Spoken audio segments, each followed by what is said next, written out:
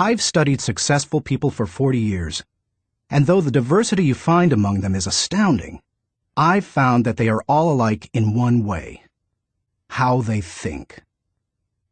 That is the one thing that separates successful people from unsuccessful ones. And here's the good news. How successful people think can be learned. If you change your thinking, you can change your life. Why you should change your thinking. It's hard to overstate the value of changing your thinking. Good thinking can do many things for you: generate revenue, solve problems, and create opportunities. It can take you to a whole new level, personally and professionally. It really can change your life. Consider some things you need to know about changing your thinking. 1. Changed thinking is not automatic. Sadly, a change in thinking doesn't happen on its own. Good ideas rarely go out and find someone. If you want to find a good idea, you must search for it. If you want to become a better thinker, you need to work at it. And once you begin to become a better thinker, the good ideas keep coming. In fact, the amount of good thinking you can do at any time depends primarily on the amount of good thinking you are already doing. 2. Changed thinking is difficult. When you hear someone say, "Now this is just off the top of my head," expect dandruff. The only people who believe thinking is easy are those who don't habitually engage in it. Nobel Prize-winning physicist Albert Einstein, one of the best thinkers who ever lived, asserted, "Thinking is hard work. That's why so few do it." Because thinking is so difficult, you want to use anything you can to help you improve the process. 3. Changed thinking is worth the investment. Author Napoleon Hill observed, "More gold has been mined from the thoughts of man than has ever been taken from the earth." When you take the time to learn how to change your thinking and become a better thinker, you are investing in yourself. Gold mines tap out. Stock markets crash. Real estate investments can go sour, but a human mind with the ability to think well is like a diamond mine that never runs out. It's priceless. How to become a better thinker. Do you want to master the process of good thinking? Do you want to be a better thinker tomorrow than you are today? Then you need to engage in an ongoing process that improves your thinking. I recommend you do the following. 1. Expose yourself to good input. Good thinkers always prime the pump of ideas. They always look for things to get the thinking process started, because what you put in always impacts what comes out. Read books, review trade magazines, listen to tapes, and spend time with good thinkers. And when something intrigues you, whether it's someone else's idea or the seed of an idea that you've come up with yourself, keep it in front of you. Put it in writing and keep it somewhere in your favorite thinking place to stimulate your thinking. 2. Expose yourself to good thinkers. Spend time with the right people. As I worked on this section and bounced my ideas off of some key people so that my thoughts would be stretched, I realized something about myself. All of the people in my life whom I consider to be close friends or colleagues are thinkers. Now, I love all people. I try to be kind to everyone I meet, and I desire to add value to as many people as I can through conferences, books, audio lessons, etc. But the people I seek out and choose to spend time with all challenge me with their thinking and their actions. They are constantly trying to grow and learn. That's true of my wife Margaret, my close friends, and the executives who run my companies. Every one of them is a good thinker. The writer of Proverbs observed that sharp people sharpen one another, just as iron sharpens iron. If you want to be a sharp thinker, be around sharp people. 3. Choose to think good thoughts. To become a good thinker, you must become intentional about the thinking process. Regularly put yourself in the right place to think, shape, stretch, and land your thoughts. Make it a priority. Remember, thinking is a discipline.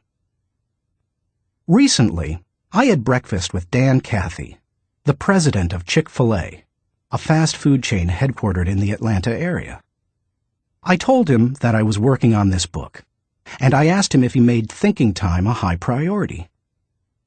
Not only did he say yes, but he told me about what he calls his thinking schedule. It helps him to fight the hectic pace of life that discourages intentional thinking. Dan says he sets aside time just to think for half a day every 2 weeks, for 1 whole day every month, and for 2 or 3 full days every year. Dan explains, "This helps me keep the main thing, since I am so easily distracted." You may want to do something similar, or you can develop a schedule and method of your own. No matter what you choose to do, go to your thinking place, take paper and pen, and make sure you capture your ideas in writing. 4. Act on your good thoughts. Ideas have a short shelf life. You must act on them before the expiration date. World War I flying ace Eddie Rickenbacker said it all when he remarked, "I can give you a 6-word formula for success. Think things through, then follow through." 5. Allow your emotions to create another good thought. To start the thinking process, you cannot rely on your feelings. In Failing Forward, I wrote that you can act your way into feeling long before you can feel your way into action.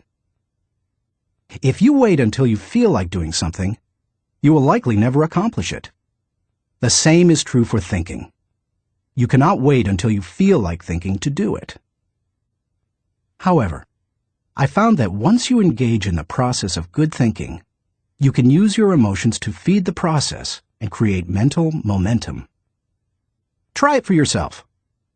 After you go through the disciplined process of thinking and enjoy some success, allow yourself to savor the moment and try riding the mental energy of that success. If you're like me, it's likely to spur additional thoughts and productive ideas. 6. Repeat the process. One good thought does not make a good life. The people who have one good thought and try to ride it for an entire career often end up unhappy or destitute. They are the one-hit wonders, the one-book authors, the one-message speakers, the one-time inventors who spend their life struggling to protect or promote their single idea. Success comes to those who have an entire mountain of gold that they continually mine, not those who find one nugget and try to live on it for 50 years. To become someone who can mine a lot of gold, you need to keep repeating the process of good thinking. Putting yourself in the right place to think. Becoming a good thinker isn't overly complicated. It's a discipline. If you do the 6 things I have outlined, you will set yourself up for a lifestyle of better thinking. But what do you do to come up with specific ideas on a day-to-day basis? I want to teach you the process that I've used to discover and develop good thoughts. It's certainly not the only one that works, but it has worked well for me. 1. Find a place to think your thoughts. If you go to your designated place to think, expecting to generate good thoughts, then eventually you will come up with some. Where is the best place to think? Everybody's different. Some people think best in the shower. Others, like my friend Dick Biggs, like to go to a park. For me, the best places to think are in my car, on planes, and in the spa. Ideas come to me in other places as well, such as when I'm in bed. I keep a special lighted writing pad on my nightstand for such times. I believe I often get thoughts because I make it a habit to frequently go to my thinking places. If you want to consistently generate ideas, you need to do the same thing. Find a place where you can think and plan to capture your thoughts on paper so that you don't lose them. When I found a place to think my thoughts found a place in me. 2. Find a place to shape your thoughts. Rarely do ideas come fully formed and completely worked out. Most of the time, they need to be shaped until they have substance. As my friend Dan Ryland says, they have to stand the test of clarity and questioning. During the shaping time, you want to hold an idea up to strong scrutiny. Many times a thought that seemed outstanding late at night looks pretty silly in the light of day. Ask questions about your ideas. Fine-tune them. One of the best ways to do that is to put your thoughts in writing. Professor, college president, and U.S. Senator S.I. Hayakawa wrote, "Learning to write is learning to think. You don't know anything clearly unless you can state it in writing."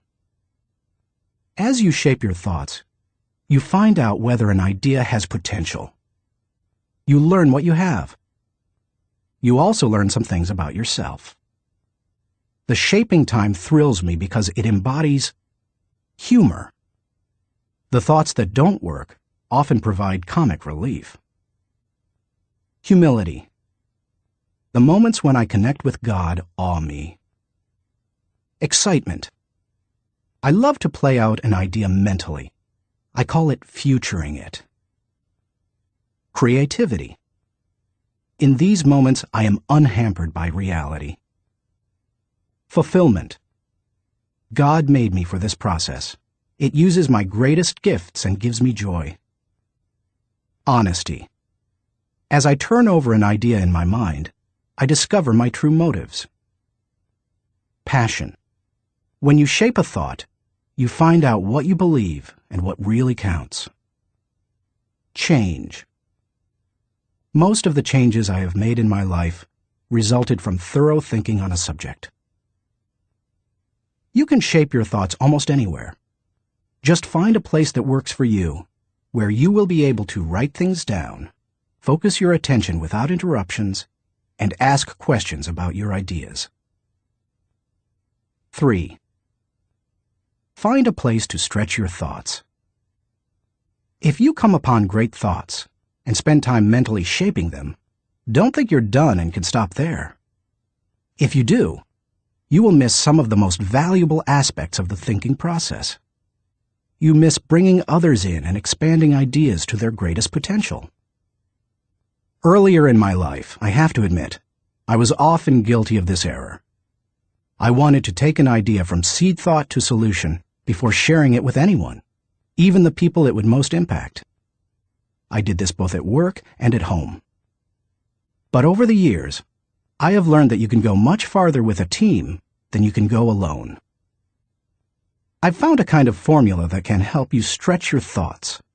It says, the right thought plus the right people in the right environment at the right time for the right reason equals the right result. This combination is hard to beat. Like every person, every thought has the potential to become something great. When you find a place to stretch your thoughts, you find that potential. 4. Find a place to land your thoughts. Author C.D. Jackson observes that great ideas need landing gear as well as wings. Any idea that remains only an idea doesn't make a great impact. The real power of an idea comes when it goes from abstraction to application. Think about Einstein's theory of relativity. When he published his theories in 1905 and 1916, they were merely profound ideas.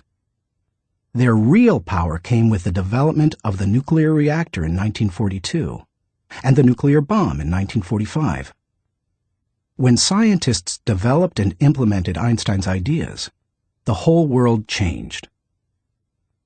Likewise, if you want your thoughts to make an impact, you need to land them with others so that they can someday be implemented. As you plan for the application phase of the thinking process, land your ideas first with yourself. Landing an idea with yourself will give you integrity. People will buy into an idea only after they buy into the leader who communicates it. Before teaching any lesson, I ask myself 3 questions. Do I believe it? Do I live it? Do I believe others should live it? If I can't answer yes to all 3 questions, then I haven't landed it. Key players. Let's face it, no idea will fly if the influencers don't embrace it. After all, they are the people who carry thoughts from idea to implementation. Those most affected. Landing thoughts with the people on the firing line will give you great insight. Those closest to changes that occur as a result of a new idea can give you a reality read. And that's important, because sometimes even when you've diligently completed the process of creating a thought, shaping it, and stretching it with other good thinkers, you can still miss the mark. 5. Find a place to fly your thoughts. French philosopher Henri-Louis Bergson, who won the Nobel Prize in Literature in 1927, asserted that a person should think like a man of action, act like a man of thought. What good is thinking if it has no application in real life? Thinking divorced from actions cannot be productive. Learning how to master the process of thinking well leads you to productive thinking. If you can develop the discipline of good thinking and turn it into a lifetime habit, then you will be successful and productive all of your life. Once you've created, shaped, stretched, and landed your thoughts, then flying them can be fun and easy. Portrait of a good thinker. You often hear someone say that a colleague or friend is a good thinker, but that phrase means something different to everyone. To one person, it may mean having a high IQ, while to another, it could mean knowing a bunch of trivia, or being able to figure out who done it when reading a mystery novel. I believe that good thinking isn't just one thing. It consists of several specific thinking skills. Becoming a good thinker means developing those skills to the best of your ability. It doesn't matter whether you were born rich or poor. It doesn't matter if you have a 3rd-grade education or possess a PhD. It doesn't matter if you suffer from multiple disabilities or you're the picture of health. No matter what your circumstances, you can learn to be a good thinker. All you must do is be willing to engage in the process every day. In Built to Last, Jim Collins and Jerry Porras describe what it means to be a visionary company, the kind of company that epitomizes the pinnacle of American business. They describe those companies this way. A visionary company is like a great work of art. Think of Michelangelo's scenes from Genesis on the ceiling of the Sistine Chapel, or his statue of David. Think of a great and enduring novel like Huckleberry Finn or Crime and Punishment. Think of Beethoven's Ninth Symphony or Shakespeare's Henry V. Think of a beautifully designed building like the masterpieces of Frank Lloyd Wright or Ludwig Mies van der Rohe. You can't point to any one single item that makes the whole thing work. It's the entire work, all the pieces working together to create an overall effect that leads to enduring greatness. Good thinking is similar. You need all the thinking pieces to become the kind of person who can achieve great things. Those pieces include the following 11 skills. Seeing the wisdom of big picture thinking. Unleashing the potential of focused thinking. Discovering the joy of creative thinking. Recognizing the importance of realistic thinking. Releasing the power of strategic thinking. Feeling the energy of possibility thinking.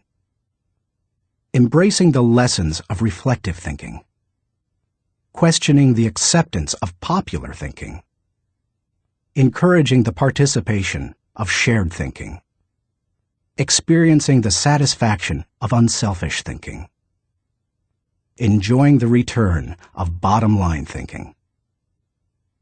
As you read the chapters dedicated to each kind of thinking, you will discover that they do not try to tell you what to think. They attempt to teach you how to think. As you become acquainted with each skill, you will find that some you do well, others you don't. Learn to develop each of those kinds of thinking, and you will become a better thinker. Master all that you can, including the process of shared thinking, which helps you compensate for your weak areas, and your life will change. How successful people think. Chapter 1. Cultivate big picture thinking. Where success is concerned, people are not measured in inches or pounds or college degrees or family background. They are measured by the size of their thinking. David Schwartz. Big picture thinking can benefit any person in any profession. When somebody like Jack Welch tells a GE employee that the ongoing relationship with a customer is more important than the sale of an individual product, he's reminding them of the big picture. When two parents are fed up with potty training, poor grades, or fender benders, and one reminds the other that the current difficult time is only a temporary season, then they benefit from thinking big picture. Real estate developer Donald Trump quipped, "You have to think anyway, so why not think big?" Big picture thinking brings wholeness and maturity to a person's thinking. It brings perspective. It's like making the frame of a picture bigger, in the process expanding not only what you can see, but what you are able to do. Spend time with big picture thinkers, and you will find that they learn continually. Big picture thinkers are never satisfied with what they already know. They are always visiting new places, reading new books, meeting new people, learning new skills. And because of that practice, they often are able to connect the unconnected. They are lifelong learners. To help me maintain a learner's attitude, I spend a few moments every morning thinking about my learning opportunities for the day. As I review my calendar and to-do list, knowing whom I will meet that day, what I will read, which meetings I will attend, I note where I am most likely to learn something. Then I mentally cue myself to look attentively for something that will improve me in that situation. If you desire to keep learning, I want to encourage you to examine your day and look for opportunities to learn. Listen intentionally. An excellent way to broaden your experience is to listen to someone who has expertise in an area where you don't. I search for such opportunities. One year I spoke to about 900 coaches and scouts at the Senior Bowl, where graduating football players participate in their last college game. I had the opportunity, along with my son-in-law Steve Miller, to have dinner with NFL head coaches Dave Wanstead and Butch Davis. It's not often that you get such an opportunity, so I asked them questions about teamwork and spent a lot of time listening to them. At the end of the evening, as Steve and I were walking to our car, he said to me, "John, I bet you asked those coaches 100 questions tonight." "If I'm going to learn and grow," I replied, "I must know what questions to ask and know how to apply the answers to my life." Listening has taught me a lot more than talking. When you meet with people, it's good to have an agenda so that you can learn. It's a great way to partner with people who can do things you can't. Big picture thinkers recognize that they don't know lots of things. They frequently ask penetrating questions to enlarge their understanding and thinking. If you want to become a better big picture thinker, then become a good listener. Look expansively. Writer Henry David Thoreau wrote, "Many an object is not seen, though it falls within the range of our visual ray, because it does not come within the range of our intellectual ray." Human beings habitually see their own world first.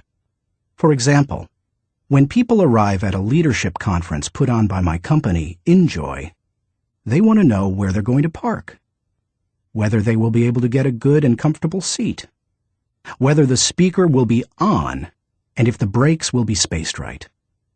When I arrive to speak at the same conference, I want to know that the lighting is good, the sound equipment is operating effectively, whether the speaker's platform will be close enough to the people, etc.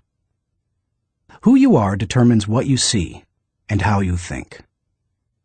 Big picture thinkers realize there is a world out there besides their own, and they make an effort to get outside of themselves and see other people's worlds through their eyes. It's hard to see the picture while inside the frame. To see how others see, you must first find out how they think. Becoming a good listener certainly helps with that. So does getting over your personal agenda and trying to take the other person's perspective. Live completely. French essayist Michel de Montaigne wrote, "The value of life lies not in the length of days, but in the use we make of them. A man may live long, yet live very little. The truth is that you can spend your life any way you want, but you can spend it only once." Becoming a big picture thinker can help you to live with wholeness, to live a very fulfilling life. People who see the big picture expand their experience because they expand their world. As a result, they accomplish more than narrow-minded people, and they experience fewer unwanted surprises too, because they are more likely to see the many components involved in any given situation: issues, people, relationships, timing, and values. They are also, therefore, usually more tolerant of other people and their thinking. Why you should receive the wisdom of big picture thinking. Intuitively, you probably recognize big picture thinking as beneficial. Few people want to be closed-minded. No one sets out to be that way. But just in case you're not completely convinced, consider several specific reasons why you should make the effort to become a better big picture thinker. 1. Big picture thinking allows you to lead. You can find many big picture thinkers who aren't leaders, but you will find few leaders who are not big picture thinkers. Leaders must be able to do many important things for their people. See the vision before their people do. They also see more of it. This allows them to size up situations, taking into account many variables. Leaders who see the big picture discern possibilities as well as problems to form a foundation to build the vision.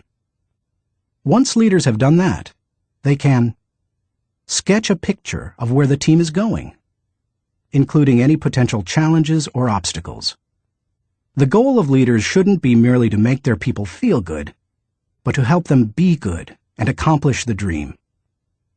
The vision, shown accurately, will allow leaders to show how the future connects with the past to make the journey more meaningful. When leaders recognize this need for connection and bridge it, then they can seize the moment when the timing is right. In leadership, when to move is as important as what you do. As Winston Churchill said, "There comes a special moment in everyone's life, a moment for which that person was born. When he seizes it, it is his finest hour." Whether building roads, planning a trip, or moving in leadership, big picture thinking allows you to enjoy more success. People who are constantly looking at the whole picture have the best chance of succeeding in any endeavor. 2. Big picture thinking keeps you on target. Thomas Fuller, chaplain to Charles II of England, observed, "He that is everywhere is nowhere." To get things done, you need focus. However, to get the right things done, you also need to consider the big picture. Only by putting your daily activities in the context of the big picture will you be able to stay on target. As Alvin Toffler says, you've got to think about big things while you're doing small things, so that all the small things go in the right direction. 3. Big picture thinking allows you to see what others see. One of the most important skills you can develop in human relations is the ability to see things from the other person's point of view. It's one of the keys to working with clients, satisfying customers, maintaining a marriage, rearing children, helping those who are less fortunate, etc. All human interactions are enhanced by the ability to put yourself in another person's shoes. How? Look beyond yourself, your own interests, and your own world. When you work to consider an issue from every possible angle, examine it in the light of another's history, discover the interests and concerns of others, and try to set aside your own agenda, you begin to see what others see. And that is a powerful thing. 4. Big picture thinking promotes teamwork. If you participate in any kind of team activity, then you know how important it is that team members see the whole picture, not just their own part. Anytime a person doesn't know how his work fits with that of his teammates, then the whole team is in trouble. The better the grasp team members have of the big picture, the greater their potential to work together as a team. 5.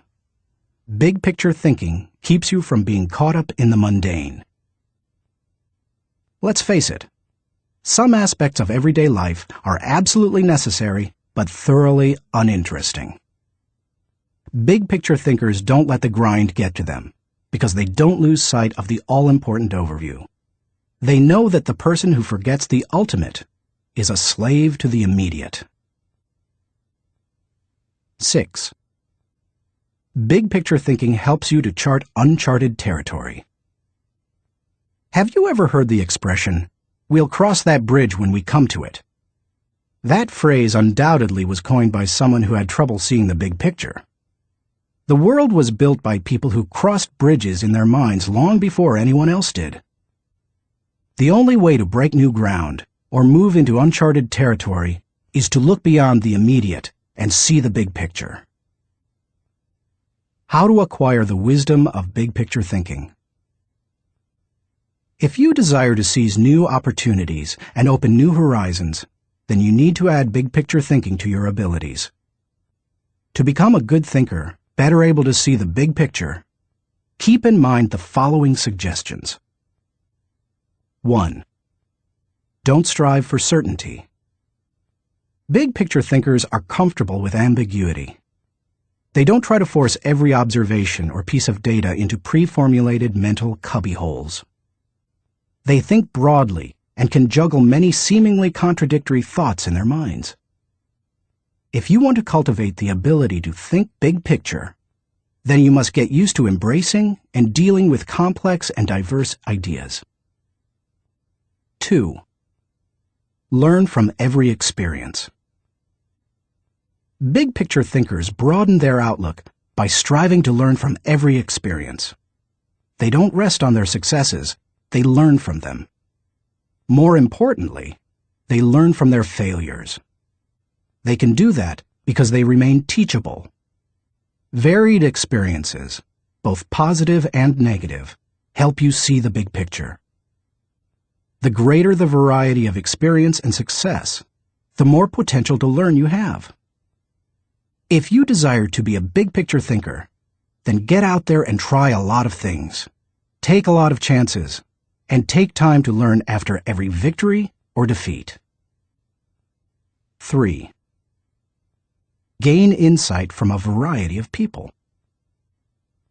Big picture thinkers learn from their experiences, but they also learn from experiences they don't have.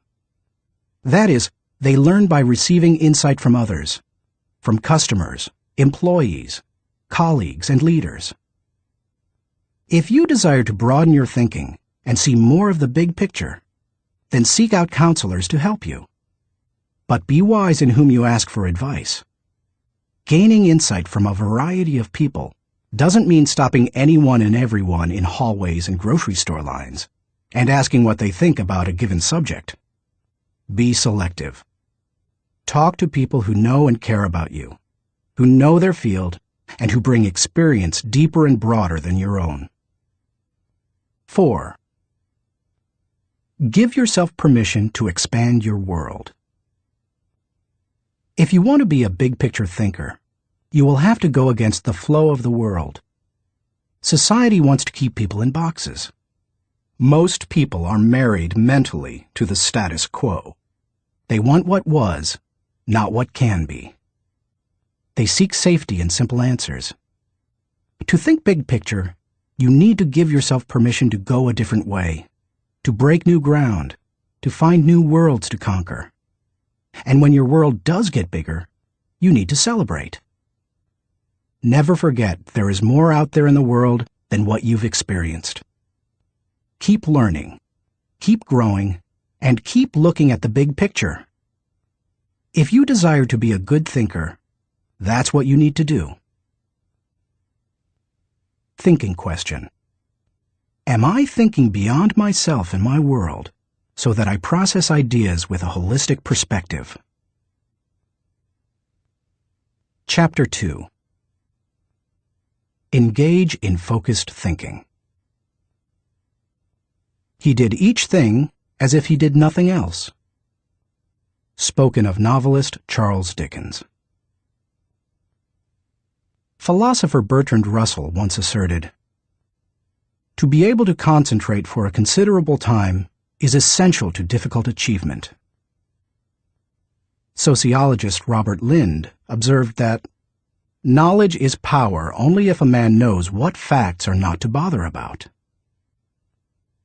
Focused thinking removes distractions and mental clutter so that you can concentrate on an issue and think with clarity.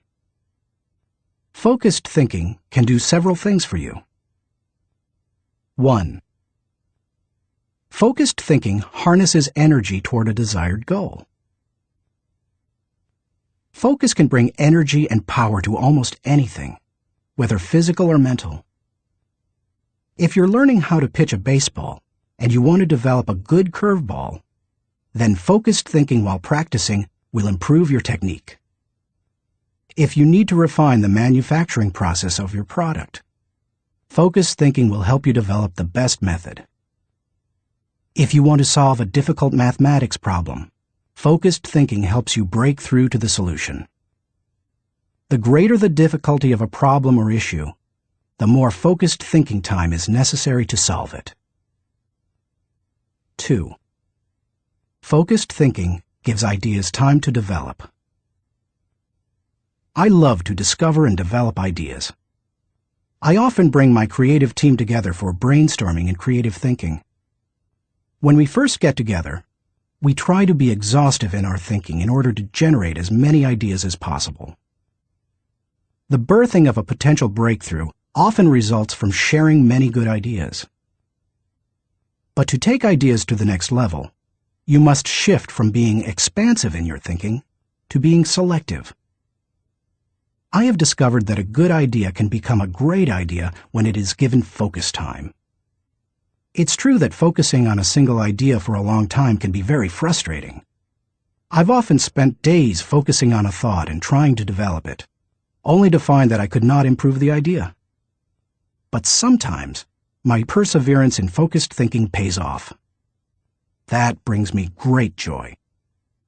And when focused thinking is at its best, not only does the idea grow, but so do I.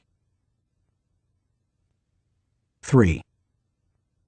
Focused thinking brings clarity to the target. I consider golf one of my favorite hobbies. It's a wonderfully challenging game.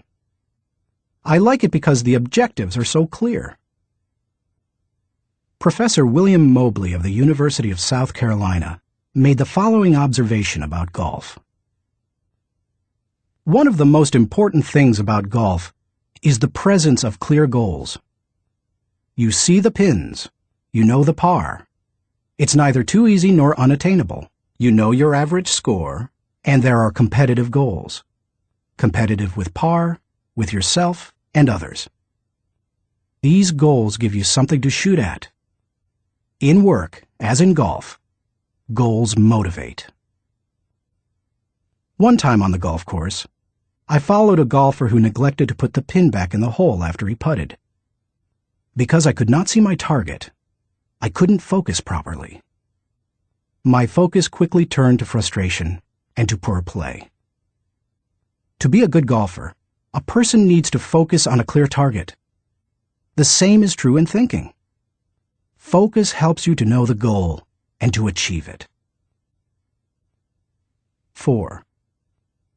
Focused thinking will take you to the next level. No one achieves greatness by becoming a generalist. You don't hone a skill by diluting your attention to its development. The only way to get to the next level is to focus. No matter whether your goal is to increase your level of play, sharpen your business plan, improve your bottom line, develop your subordinates, or solve personal problems, you need to focus. Author Harry A. Overstreet observed, "The immature mind hops from one thing to another. The mature mind seeks to follow through." Where should you focus your thinking? Does every area of your life deserve dedicated, focused thinking time? Of course, the answer is no. Be selective, not exhaustive, in your focused thinking. For me, that means dedicating in-depth thinking time to 4 areas: leadership, creativity, communication, and intentional networking. Your choices will probably differ from mine. Here are a few suggestions to help you figure them out. Identify your priorities. First, take into account your priorities for yourself, your family, and your team. Author, consultant, and award-winning thinker Edward de Bono quipped, "A conclusion is the place where you get tired of thinking." Unfortunately, many people land on priorities based on where they run out of steam. You certainly don't want to do that. Nor do you want to let others set your agenda. There are many ways to determine priorities. If you know yourself well, begin by focusing on your strengths, the things that make best use of your skills and God-given talents. You might also focus on what brings the highest return and reward. Do what you enjoy most and do best. You could use the 80-20 rule. Give 80% of your effort to the top 20%, most important, activities. Another way is to focus on exceptional opportunities that promise a huge return. It comes down to this. Give your attention to the areas that bear fruit. Discover your gifts. Not all people are self-aware and have a good handle on their own skills, gifts, and talents. They are a little like the comic strip character Charlie Brown. One day after striking out in a baseball game, he says, "Rats! I'll never be a big league player. I just don't have it. All my life I've dreamed of playing in the big leagues, but I'll never make it." To which Lucy replies, "Charlie Brown, you're thinking too far ahead. What you need to do is set more immediate goals for yourself." For a moment, Charlie Brown sees a ray of hope. "Immediate goals?" he says. "Yes," answers Lucy. "Start with the next inning. When you go out to pitch, see if you can walk out to the mound without falling down." I've met many individuals who grew up in a household full of Lucys. They received little encouragement or affirmation, and as a result, seem at a loss for direction. If you have that kind of background, you need to work extra hard to figure out what your gifts are. Take a personality profile such as DISC or Myers-Briggs. Interview positive friends and family members to see where they think you shine.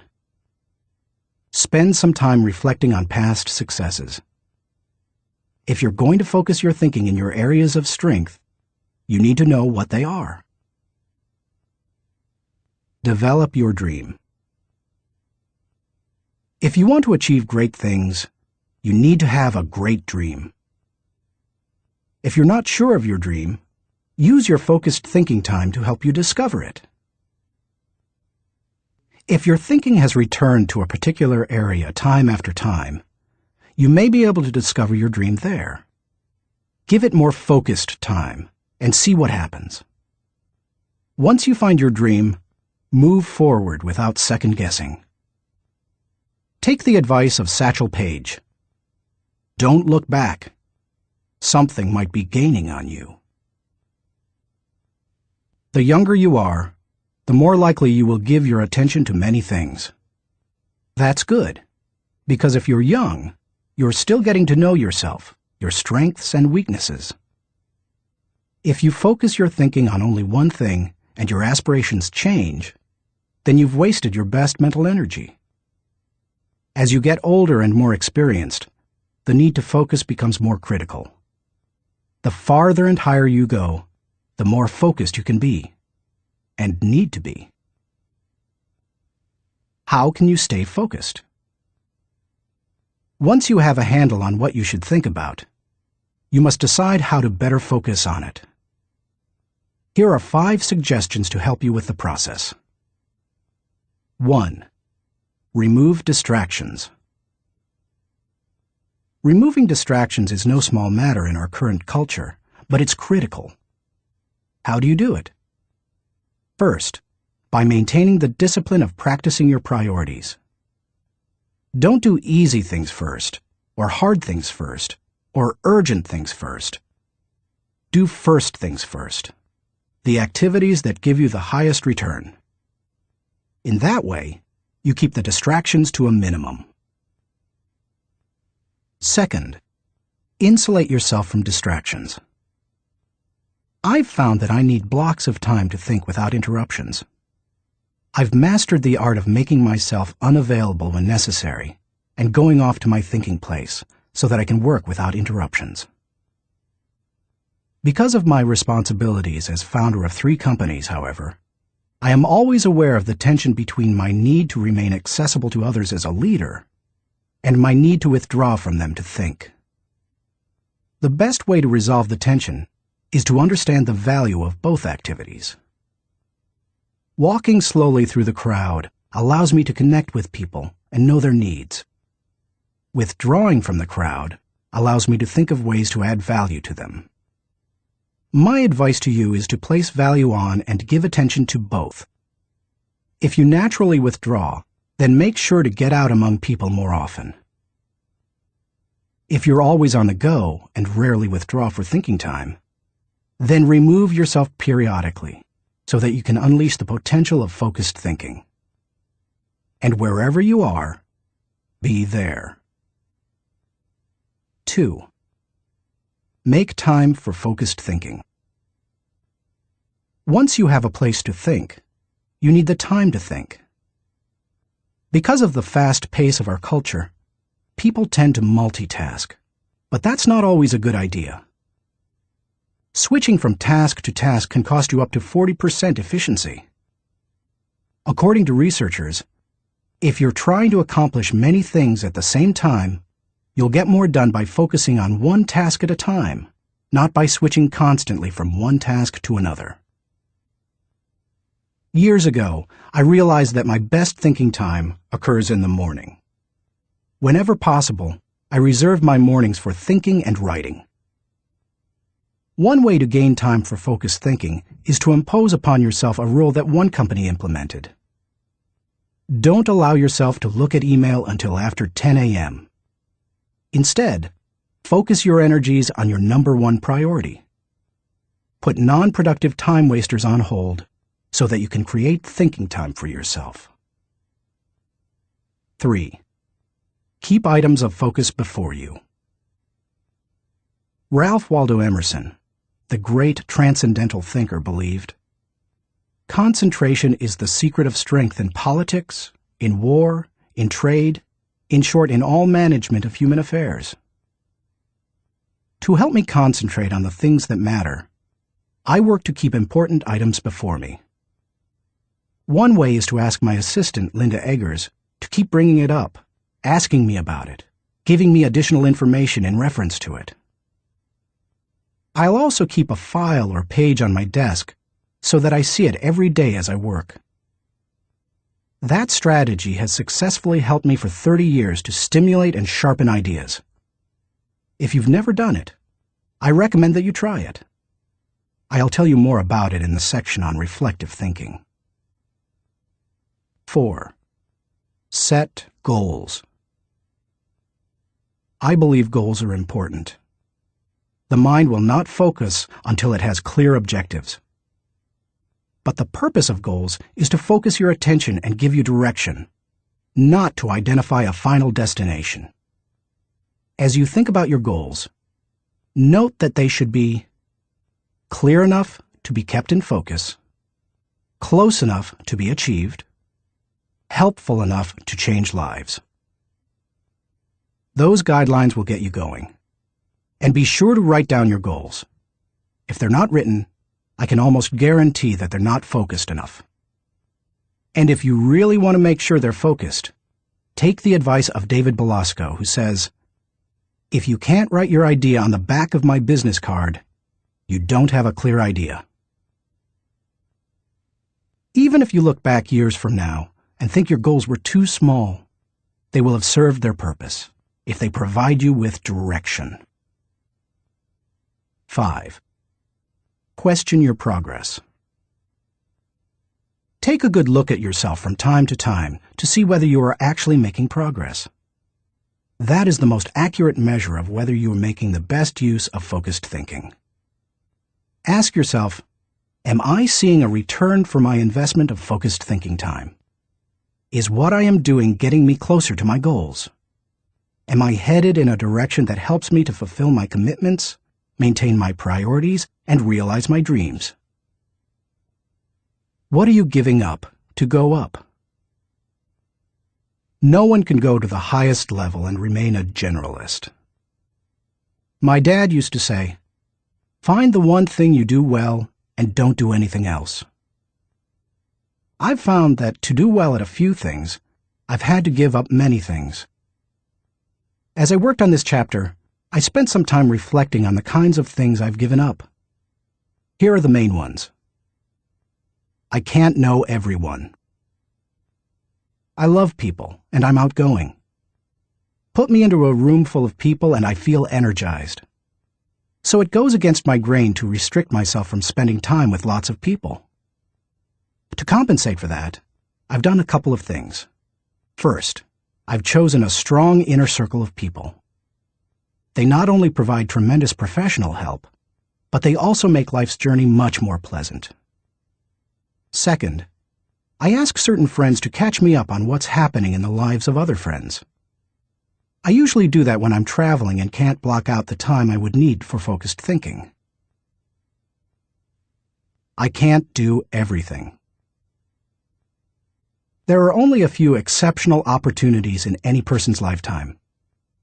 That's why I strive for excellence in a few things rather than a good performance in many. That's cost me. Because of my workload, I also have to skip doing many things that I would love to do. For example, every week I hand off projects that I think would be fun to do myself. I practice the 10-80-10 principle with the people to whom I'm delegating a task. I help with the first 10% by casting vision, laying down parameters, providing resources, and giving encouragement. Then, once they've done the middle 80%, I come alongside them again and help them take whatever it is the rest of the way, if I can. I call it putting the cherry on top. I can't go everywhere. Every conference speaker and author has to travel a lot. Before I began doing much speaking, that seemed like a glamorous life. But after logging several million miles, I know what kind of a toll it can take. Ironically, I still love traveling for pleasure with my wife Margaret. It's one of our great joys. She and I could take 10 vacations a year and enjoy every one of them. Yet we can't because so much of my time is consumed doing what I was called to do: help people to grow personally and to develop as leaders. I can't be well-rounded. Being focused also keeps me from being well-rounded. I tell people, 99% of everything in life I don't need to know about. I try to focus on the 1% that gives me the highest return. And of the remaining 99, Margaret keeps me aware of whatever I need to know. It's one of the ways I keep from getting totally out of balance in my life. Being willing to give up some of the things you love in order to focus on what has the greatest impact isn't an easy lesson to learn. But the earlier you embrace it, the sooner you can dedicate yourself to excellence in what matters most. Thinking question. Am I dedicated to removing distractions and mental clutter so that I can concentrate with clarity on the real issue? Chapter 3. Harness Creative Thinking. The joy is in creating, not maintaining. Vince Lombardi, NFL Hall of Fame coach. Creativity is pure gold, no matter what you do for a living. Annette Moser-Wellman, author of The 5 Faces of Genius, asserts, "The most valuable resource you bring to your work and to your firm is your creativity. More than what you get done, more than the role you play, more than your title, more than your output, it's your ideas that matter." Despite the importance of a person's ability to think with creativity, few people seem to possess the skill in abundance. If you're not as creative as you would like to be, you can change your way of thinking. Creative thinking isn't necessarily original thinking. In fact, I think people mythologize original thought. Most often, creative thinking is a composite of other thoughts discovered along the way. Even the great artists, whom we consider highly original, learned from their masters, modeled their work on that of others, and brought together a host of ideas and styles to create their own work. Study art, and you will see threads that run through the work of all artists and artistic movements, connecting them to other artists who went before them. Characteristics of creative thinkers. Perhaps you're not even sure what I mean when I ask whether you are a creative thinker. Consider some characteristics that creative thinkers have in common. Creative thinkers value ideas. Annette Moser-Wellman observes, "Highly creative people are dedicated to ideas. They don't rely on their talent alone. They rely on their discipline. Their imagination is like a second skin. They know how to manipulate it to its fullest." Creativity is about having ideas, lots of them. You will have ideas only if you value ideas. Creative thinkers explore options. I've yet to meet a creative thinker who didn't love options. Exploring a multitude of possibilities helps to stimulate the imagination, and imagination is crucial to creativity. As Albert Einstein put it, imagination is more important than knowledge. People who know me well will tell you that I place a very high value on options. Why? Because they provide the key to finding the best answer, not the only answer. Good thinkers come up with the best answers. They create backup plans that provide them with alternatives. They enjoy freedom that others do not possess, and they will influence and lead others. Creative thinkers embrace ambiguity. Writer H.L. Mencken said, "It is the dull man who is always sure, and the sure man who is always dull." Creative people don't feel the need to stamp out uncertainty. They see all kinds of inconsistencies and gaps in life, and they often take delight in exploring those gaps, or in using their imagination to fill them in. Creative thinkers celebrate the offbeat. Creativity, by its very nature, often explores off the beaten path and goes against the grain. Diplomat and longtime president of Yale University, Kingman Brewster, said, "There is a correlation between the creative and the screwball, so we must suffer the screwball gladly." To foster creativity in yourself or others, be willing to tolerate a little oddness. Creative thinkers connect the unconnected. Because creativity utilizes the ideas of others, there's great value in being able to connect one idea to another, especially to seemingly unrelated ideas. Graphic designer Tim Hansen says, "Creativity is especially expressed in the ability to make connections, to make associations, to turn things around and express them in a new way. Creating additional thoughts is like taking a trip in your car. You may know where you are going, but only as you move toward your destination can you see and experience things in a way not possible before you started. Creative thinking works something like this. Think, then collect, then create, then correct, then connect. Once you begin to think, you are free to collect. You ask yourself, what material relates to this thought? Once you have the material, you ask, what ideas can make the thought better?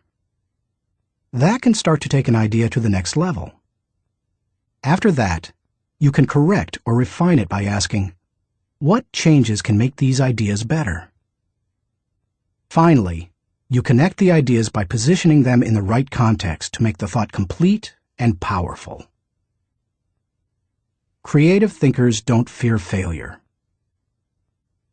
Creativity demands the ability to be unafraid of failure, because creativity equals failure. You may be surprised to hear such a statement, but it's true. Charles Frankel asserts that anxiety is the essential condition of intellectual and artistic creation. Creativity requires a willingness to look stupid. It means getting out on a limb, knowing that the limb often breaks. Creative people know these things and still keep searching for new ideas. They just don't let the ideas that don't work prevent them from coming up with more ideas that do work. Why you should discover the joy of creative thinking. Creativity can improve a person's quality of life. Here are 5 specific things creative thinking has the potential to do for you. 1. Creative thinking adds value to everything. Wouldn't you enjoy a limitless reservoir of ideas that you could draw upon at any time? That's what creative thinking gives you. For that reason, no matter what you are currently able to do, creativity can increase your capabilities. Creativity is being able to see what everybody else has seen and think what nobody else has thought, so that you can do what nobody else has done. Sometimes, creative thinking lies along the lines of invention, where you break new ground. Other times, it moves along the lines of innovation, which helps you to do old things in a new way. But either way, it's seeing the world through sufficiently new eyes so that new solutions appear. That always adds value. 2. Creative thinking compounds. Over the years, I've found that creative thinking is hard work, but creative thinking compounds, given enough time and focus. Perhaps more than any other kind of thinking, creative thinking builds on itself and increases the creativity of the thinker. Poet Maya Angelou observed, "You can't use up creativity. The more you use, the more you have." Sadly, too often creativity is smothered rather than nurtured. There has to be a climate in which new ways of thinking, perceiving, questioning are encouraged.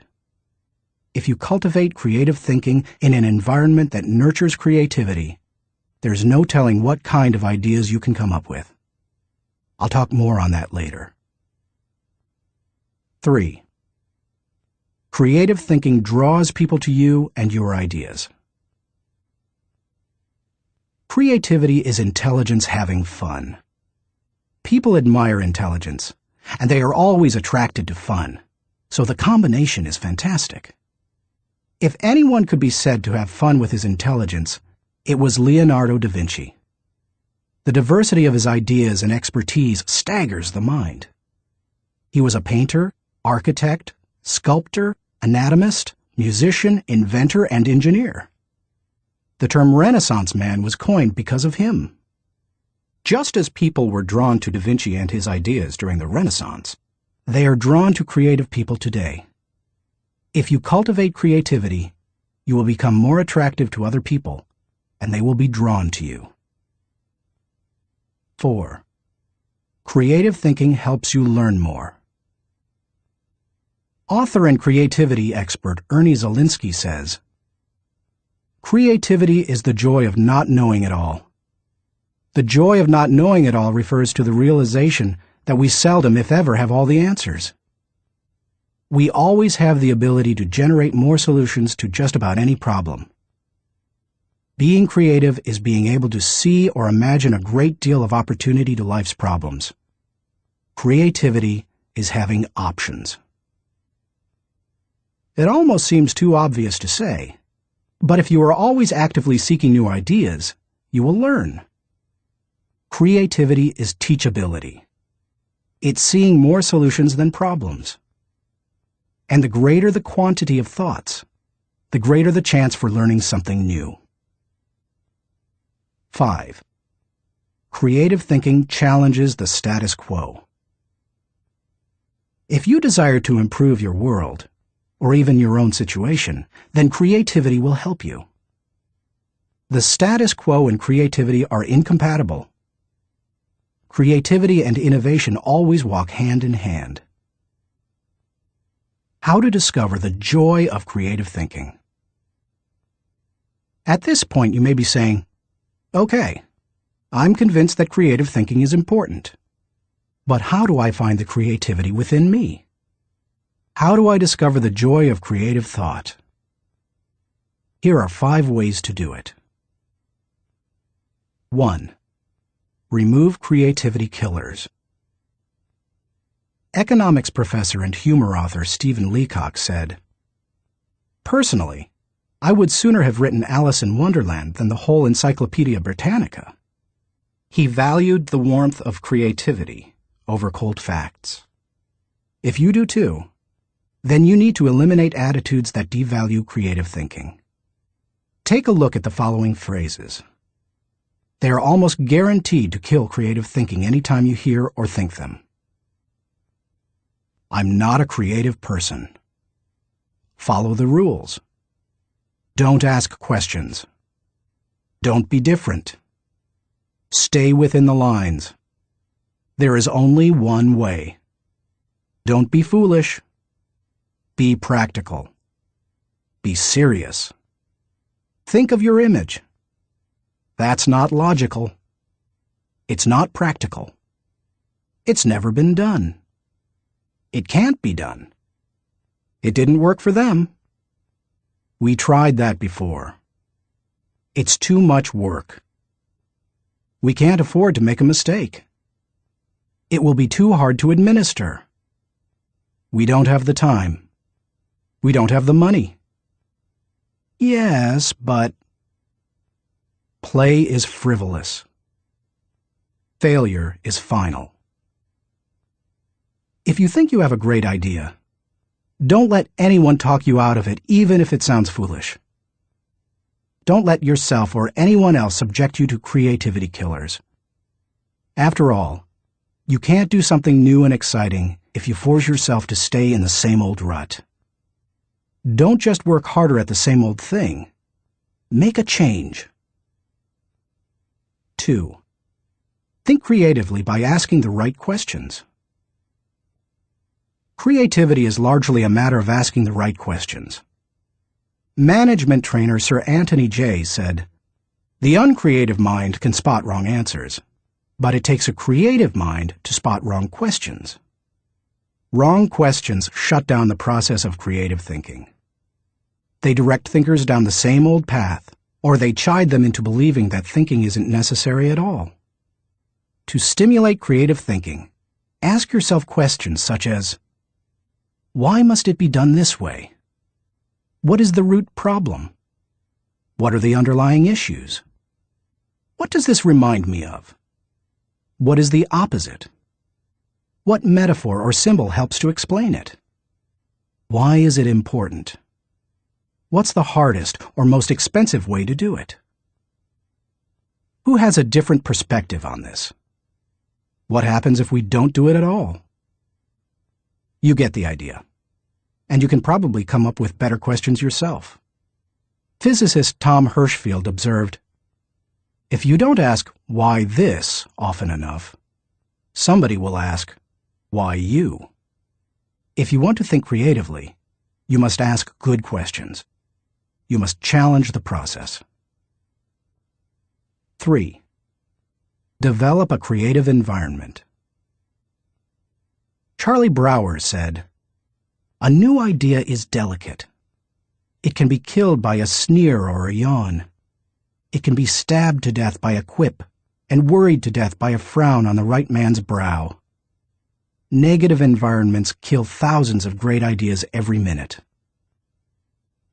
A creative environment, on the other hand, becomes like a greenhouse where ideas get seeded, sprout up, and flourish.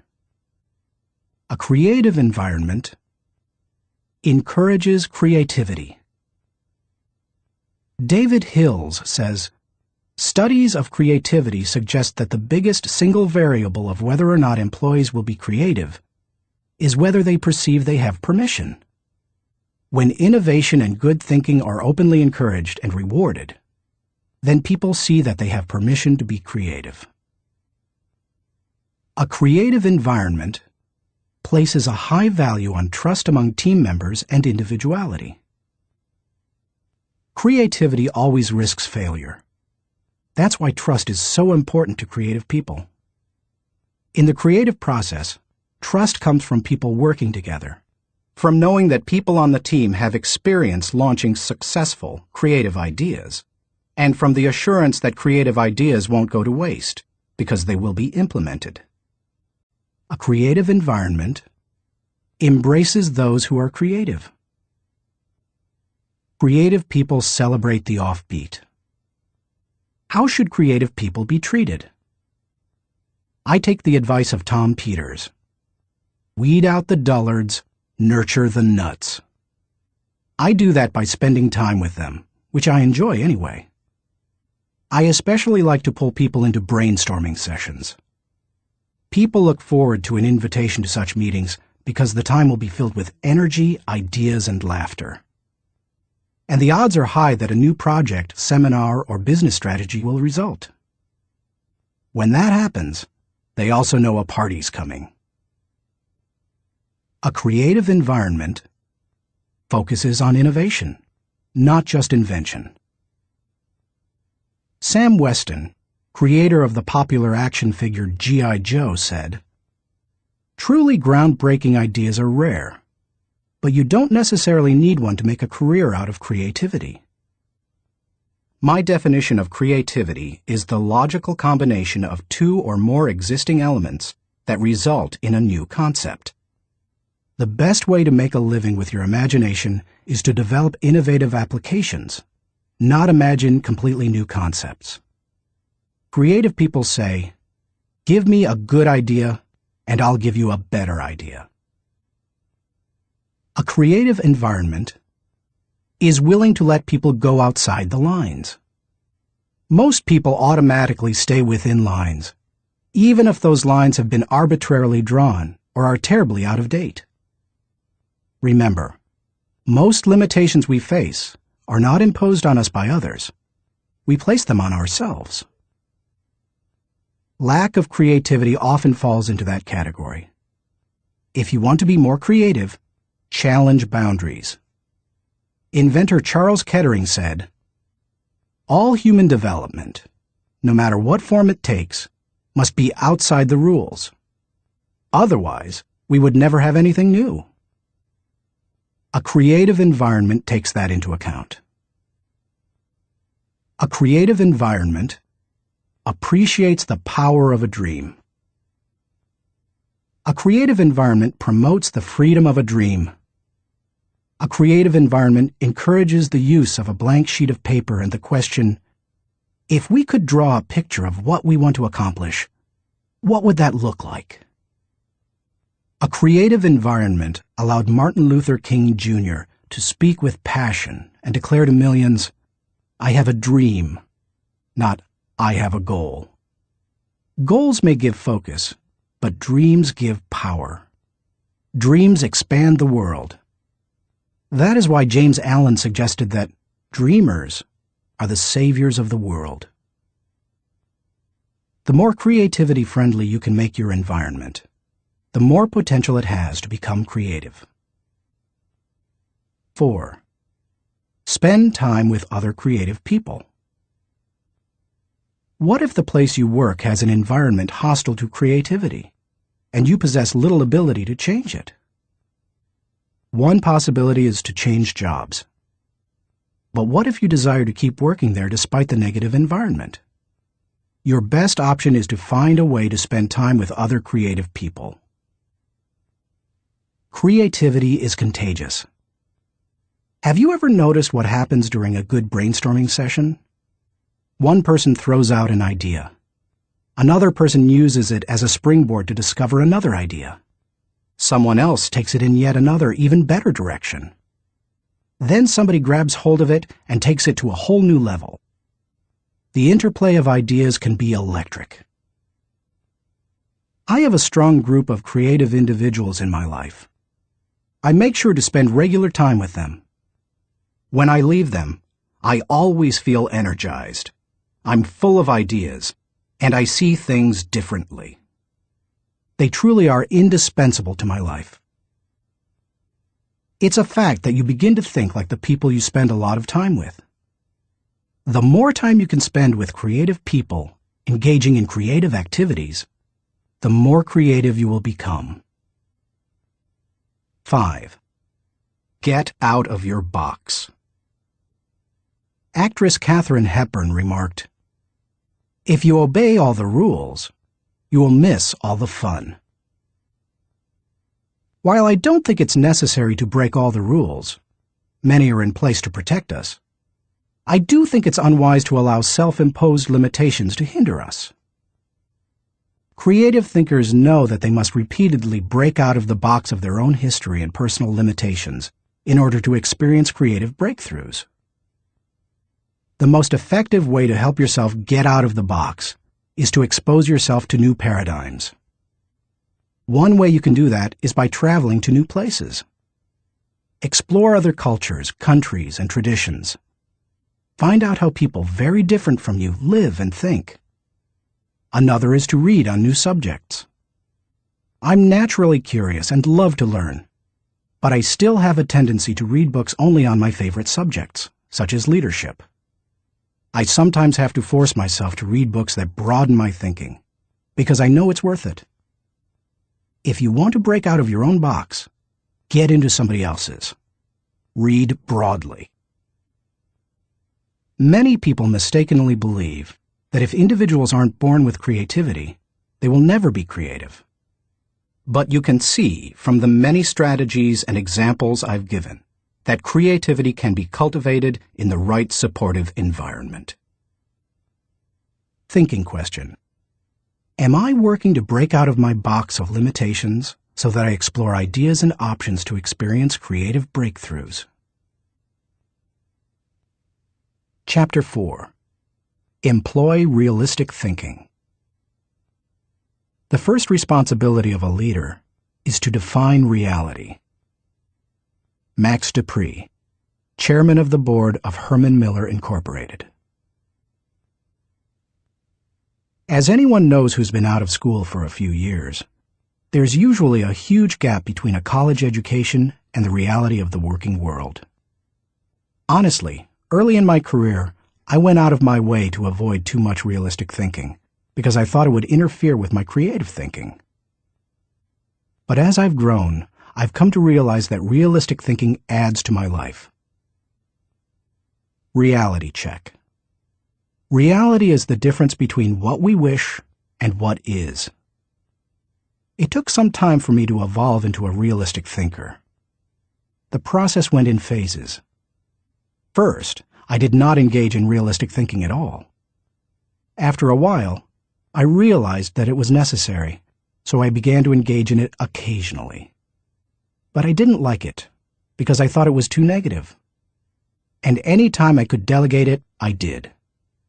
Eventually, I found that I had to engage in realistic thinking if I was going to solve problems and learn from my mistakes. And in time, I became willing to think realistically before I got in trouble and make it a continual part of my life. Today, I encourage my key leaders to think realistically. We make realistic thinking the foundation of our business because we derive certainty and security from it. Why you should recognize the importance of realistic thinking. If you're a naturally optimistic person as I am, you may not possess great desire to become a more realistic thinker. But cultivating the ability to be realistic in your thinking will not undermine your faith in people, nor will it lessen your ability to see and seize opportunities. Instead, it will add value to you in other ways. 1. Realistic thinking minimizes downside risk. Actions always have consequences. Realistic thinking helps you to determine what those consequences could be. And that's crucial, because only by recognizing and considering consequences can you plan for them. If you plan for the worst-case scenario, you can minimize the downside risk. 2. Realistic thinking gives you a target and a game plan. I've known business people who were not realistic thinkers. Here's the good news. They were very positive and had a high degree of hope for their business. Here's the bad news. Hope is not a strategy. Realistic thinking leads to excellence in leadership and management because it requires people to face reality. They begin to define their target and develop a game plan to hit it. When people engage in realistic thinking, they also begin to simplify practices and procedures, which results in better efficiency. Truthfully, in business, only a few decisions are important. Realistic thinkers understand the difference between the important decisions and those that are merely necessary in the normal course of business. The decisions that matter relate directly to your purpose. James Allen was right when he wrote, "Until thought is linked with purpose, there is no intelligent accomplishment." 3. Realistic thinking is a catalyst for change. People who rely on hope for their success rarely make change a high priority. If you have only hope, you imply that achievement and success are out of your hands. It's a matter of luck or chance. Why bother changing? Realistic thinking can dispel that kind of wrong attitude. There's nothing like staring reality in the face to make a person recognize the need for change. Change alone doesn't bring growth, but you cannot have growth without change. 4. Realistic thinking provides security. Anytime you have thought through the worst that can happen, and you have developed contingency plans to meet it, you become more confident and secure. It's reassuring to know that you are unlikely to be surprised. Disappointment is the difference between expectations and reality. Realistic thinking minimizes the difference between the two. 5. Realistic thinking gives you credibility. Realistic thinking helps people to buy into the leader and his or her vision. Leaders continually surprised by the unexpected soon lose credibility with their followers. On the other hand, leaders who think realistically and plan accordingly position their organizations to win. That gives their people confidence in them. The best leaders ask realistic questions before casting vision. They ask themselves things like, is it possible? Does this dream include everyone or just a few? Have I identified and articulated the areas that will make this dream difficult to achieve? 6. Realistic thinking provides a foundation to build on. Thomas Edison observed, "The value of a good idea is in using it." The bottom line on realistic thinking is that it helps you to make an idea usable by taking away the wish factor. Most ideas and efforts don't accomplish their intended results because they rely too much on what we wish rather than what is. You can't build a house in midair. It needs a solid foundation. Ideas and plans are the same. They need something concrete on which to build. Realistic thinking provides that solid foundation. 7. Realistic thinking is a friend to those in trouble. If creativity is what you would do if you were unafraid of the possibility of failure, then reality is dealing with failure if it does happen. Realistic thinking gives you something concrete to fall back on during times of trouble, which can be very reassuring. Certainty in the midst of uncertainty brings stability. 8. Realistic thinking brings the dream to fruition. British novelist John Galsworthy wrote, "Idealism increases in direct proportion to one's distance from the problem. If you don't get close enough to a problem, you can't tackle it. If you don't take a realistic look at your dream and what it will take to accomplish it, you will never achieve it." Realistic thinking helps to pave the way for bringing any dream to fruition. How to recognize the importance of realistic thinking. Because I'm naturally optimistic rather than realistic, I've had to take concrete steps to improve my thinking in this area. Here are 5 things I do to improve my realistic thinking. 1. Develop an appreciation for truth. I could not develop as a realistic thinker until I gained an appreciation for realistic thinking. And that means learning to look at and enjoy truth. President Harry S. Truman said, "I never give 'em hell. I just tell the truth, and they think it is hell." That's the way many people react to truth. People tend to exaggerate their success and minimize their failures or deficiencies. They live according to Ruckert's law, believing there is nothing so small that it can't be blown out of proportion. Unfortunately, many people today could be described by a quote from Winston Churchill. "Men occasionally stumble over the truth, but most pick themselves up and hurry off as if nothing has happened." More recently, television journalist Ted Koppel observed, "Our society finds truth too strong a medicine to digest undiluted. In its purest form, truth is not a polite tap on the shoulder. It is a howling reproach." In other words, the truth will set you free, but first, it will make you angry. If you want to become a realistic thinker, however, you need to get comfortable dealing with the truth and face up to it. 2. Do your homework. The process of realistic thinking begins with doing your homework. You must first get the facts. Former governor, congressman, and ambassador Chester Bowles said, "When you approach a problem, strip yourself of preconceived opinions and prejudice. Assemble and learn the facts of the situation. Make the decision which seems to you to be the most honest, and then stick to it. It doesn't matter how sound your thinking is if it's based on faulty data or assumptions. You can't think well in the absence of facts, or in the presence of poor information. You can also find out what others have done in similar circumstances. Remember, your thinking doesn't necessarily have to be original. It just has to be solid.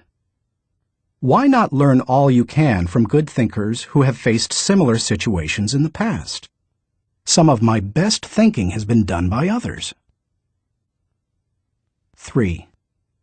Think through the pros and cons. There's nothing like taking the time to really examine the pros and cons of an issue to give you a strong dose of reality. It rarely comes down to simply choosing the course of action with the greatest number of pros, because all pros and cons do not carry equal weight. But that's not the value of the exercise anyway. Rather, it helps you to dig into the facts, examine an issue from many angles, and really count the cost of a possible course of action. 4. Picture the worst-case scenario. The essence of realistic thinking is discovering, picturing, and examining the worst-case scenario. Ask yourself questions such as, what if sales fall short of projections? What if revenue hits rock bottom? Not an optimist's rock bottom, but real rock bottom. What if we don't win the account? What if the client doesn't pay us? What if we have to do the job short-handed? What if our best player gets sick? What if all the colleges reject my application? What if the market goes belly up? What if the volunteers quit? What if nobody shows up? You get the idea.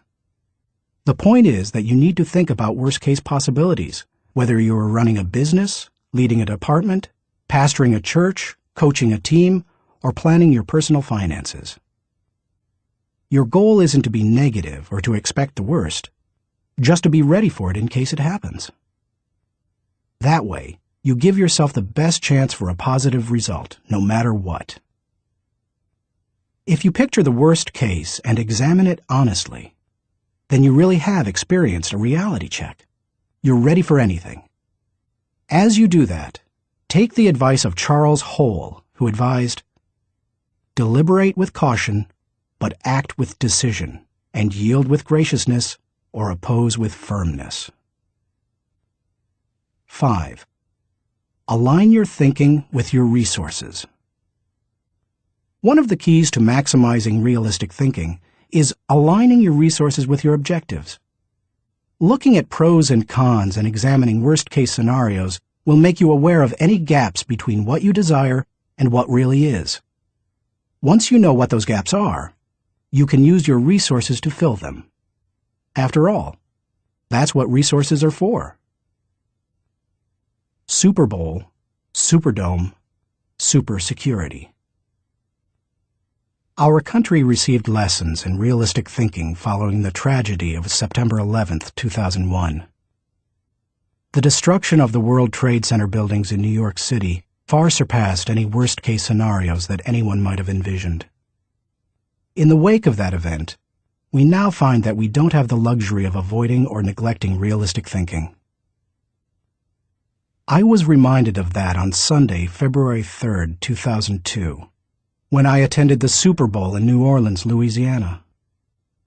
I had been to the big game twice before to root for the home team, first San Diego and later Atlanta, and had seen both teams lose.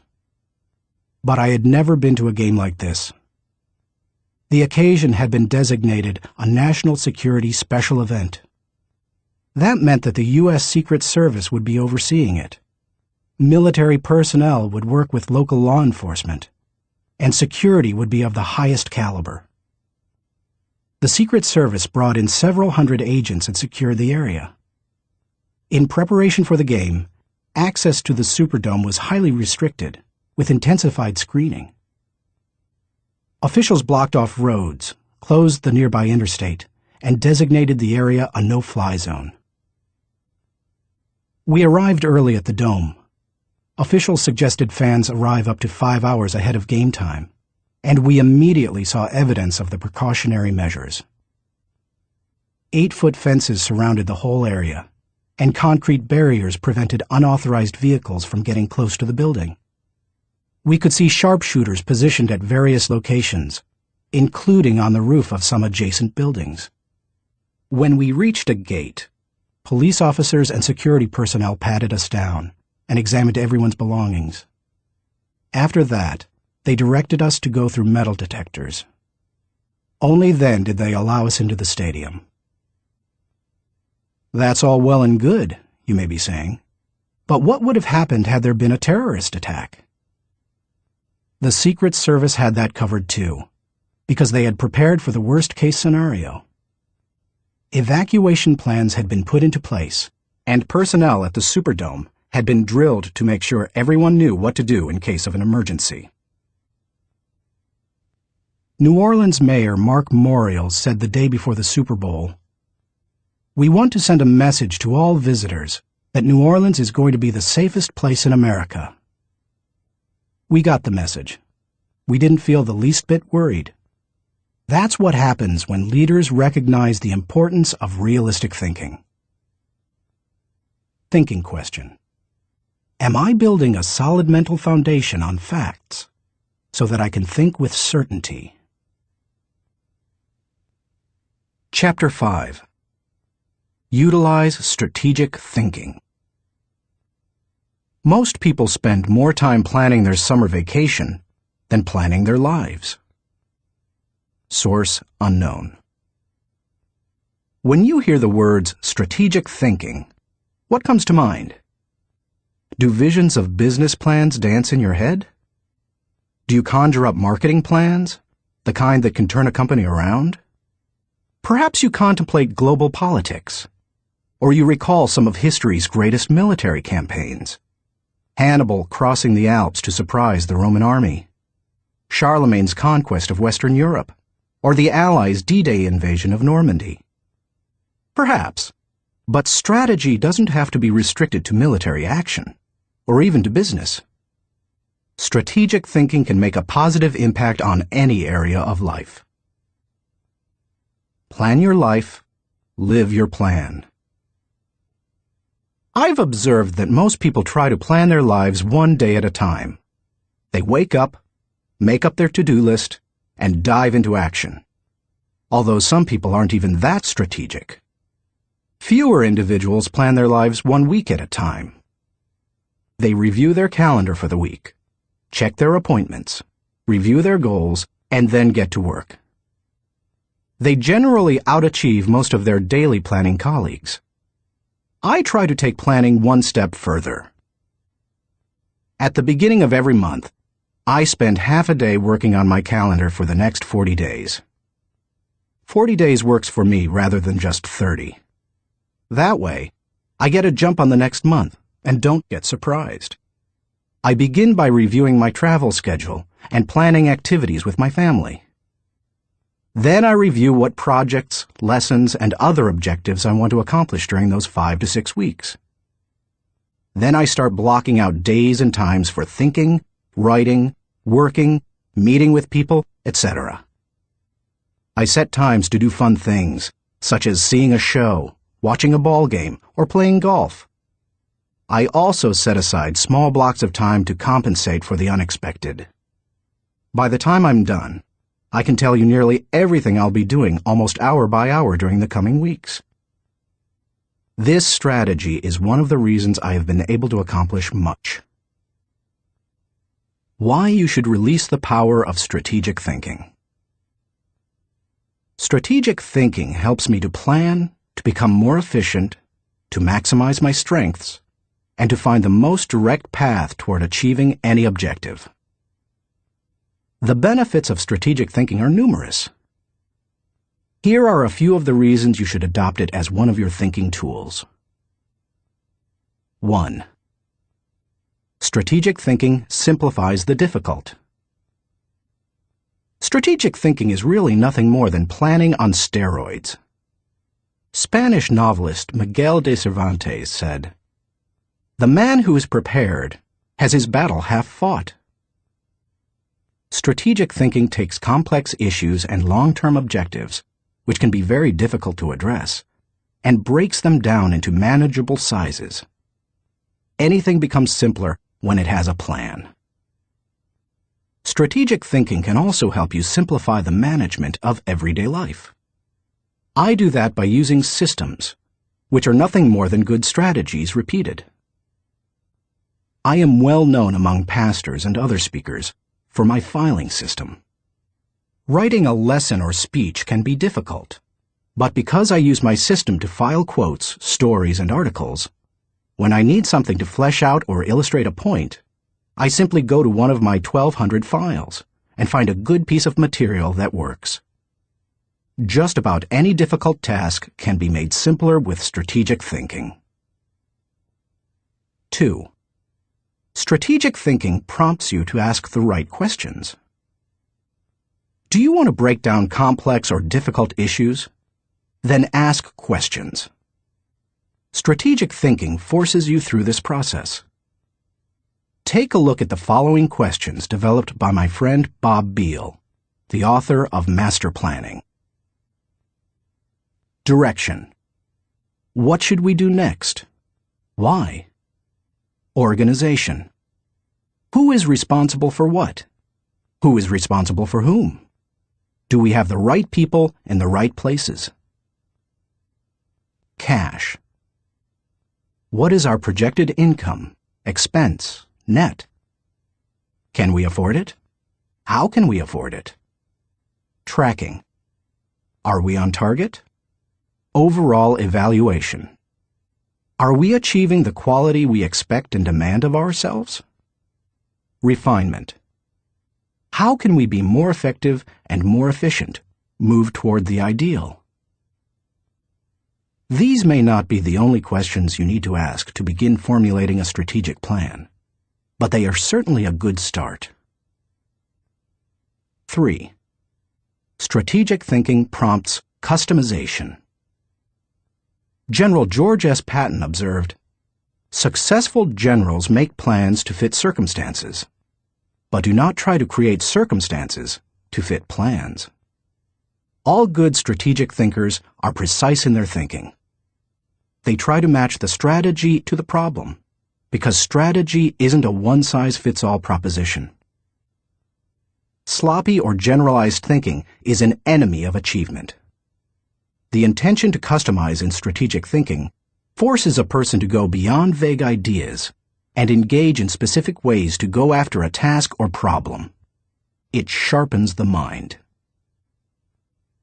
4. Strategic thinking prepares you today for an uncertain tomorrow. Strategic thinking is the bridge that links where you are to where you want to be. It gives direction and credibility today and increases your potential for success tomorrow. It is, as Mary Webb suggests, like saddling your dreams before you ride them. 5.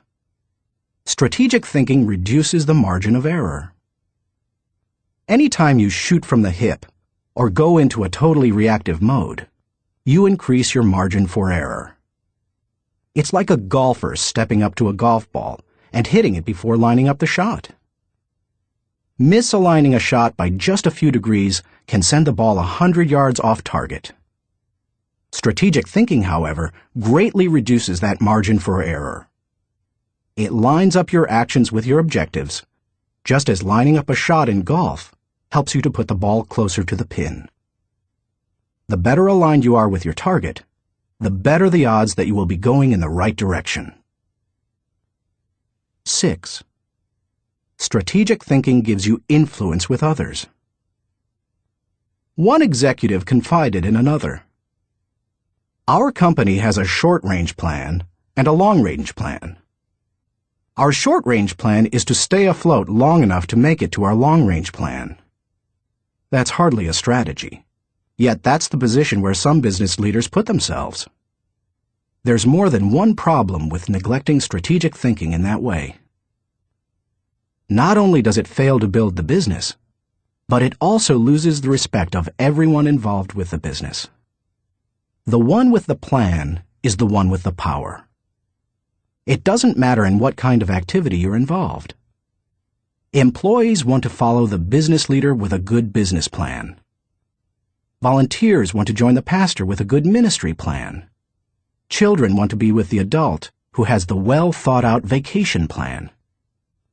If you practice strategic thinking, others will listen to you, and they will want to follow you. If you possess a position of leadership in an organization, strategic thinking is essential. How to release the power of strategic thinking. To become a better strategic thinker, able to formulate and implement plans that will achieve the desired objective, take the following guidelines to heart. 1. Break down the issue. The first step in strategic thinking is to break down an issue into smaller, more manageable parts, so that you can focus on them more effectively. How you do it is not as important as just doing it. You might break an issue down by function. That's what automotive innovator Henry Ford did when he created the assembly line. And that's why he said, "Nothing is particularly hard if you divide it into small jobs." How you break down an issue is up to you, whether it's by function, timetable, responsibility, purpose, or some other method. The point is that you need to break it down. Only one person in a million can juggle the whole thing in his head and think strategically to create solid, viable plans. 2. Ask why before how. When most people begin using strategic thinking to solve a problem or plan a way to meet an objective, they often make the mistake of jumping the gun and trying immediately to figure out how to accomplish it. Instead of asking how, they should first ask why. If you jump right into problem-solving mode, how are you going to know all the issues? Eugene G. Grace says, "Thousands of engineers can design bridges, calculate strains and stresses, and draw up specifications for machines. But the great engineer is the man who can tell whether the bridge or the machine should be built at all, where it should be built, and when." Asking why helps you to think about all the reasons for decisions. It helps you to open your mind to possibilities and opportunities. The size of an opportunity often determines the level of resources and effort that you must invest. Big opportunities allow for big decisions. If you jump to how too quickly, you might miss that. 3. Identify the real issues and objectives. William Feather, author of The Business of Life, said, "Before it can be solved, a problem must be clearly defined. Too many people rush to solutions, and as a result, they end up solving the wrong problem. To avoid that, ask probing questions to expose the real issues. Challenge all of your assumptions. Collect information even after you think you've identified the issue. You may still have to act with incomplete data, but you don't want to jump to a conclusion before you gather enough information to begin identifying the real issue. Begin by asking, what else could be the real issue? You should also remove any personal agenda. More than almost anything else, that can cloud your judgment. Discovering your real situation and objectives is a major part of the battle. Once the real issues are identified, the solutions are often simple. 4. Review your resources. I already mentioned how important it is to be aware of your resources, but it bears repeating. A strategy that doesn't take into account resources is doomed to failure. Take an inventory. How much time do you have? How much money? What kinds of materials, supplies, or inventory do you have? What are your other assets? What liabilities or obligations will come into play? Which people on the team can make an impact? You know your own organization and profession. Figure out what resources you have at your disposal. 5. Develop your plan. How you approach the planning process depends greatly on your profession and the size of the challenge that you're planning to tackle, so it's difficult to recommend many specifics. However, no matter how you go about planning, take this advice. Start with the obvious. When you tackle an issue or plan that way, it brings unity and consensus to the team, because everyone sees those things. Obvious elements build mental momentum and initiate creativity and intensity. The best way to create a road to the complex is to build on the fundamentals. 6. Put the right people in the right place. It's critical that you include your team as part of your strategic thinking. Before you can implement your plan, you must make sure that you have the right people in place. Even the best strategic thinking won't help if you don't take into account the people part of the equation. Look what happens if you miscalculate. Wrong person. Problems instead of potential. Wrong place. Frustration instead of fulfillment.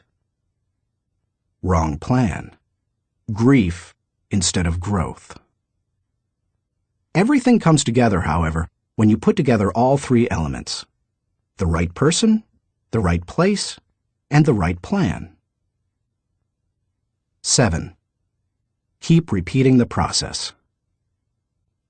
My friend Olin Hendricks remarked, "Strategic thinking is like showering. You have to keep doing it." If you expect to solve any major problem once, you're in for disappointment. Little things such as filing or shopping systematically can be won easily through systems and personal discipline. But major issues need major strategic thinking time. What Thane Yost said is really true. The will to win is worthless if you do not have the will to prepare. If you want to be an effective strategic thinker, then you need to become a continuous strategic thinker.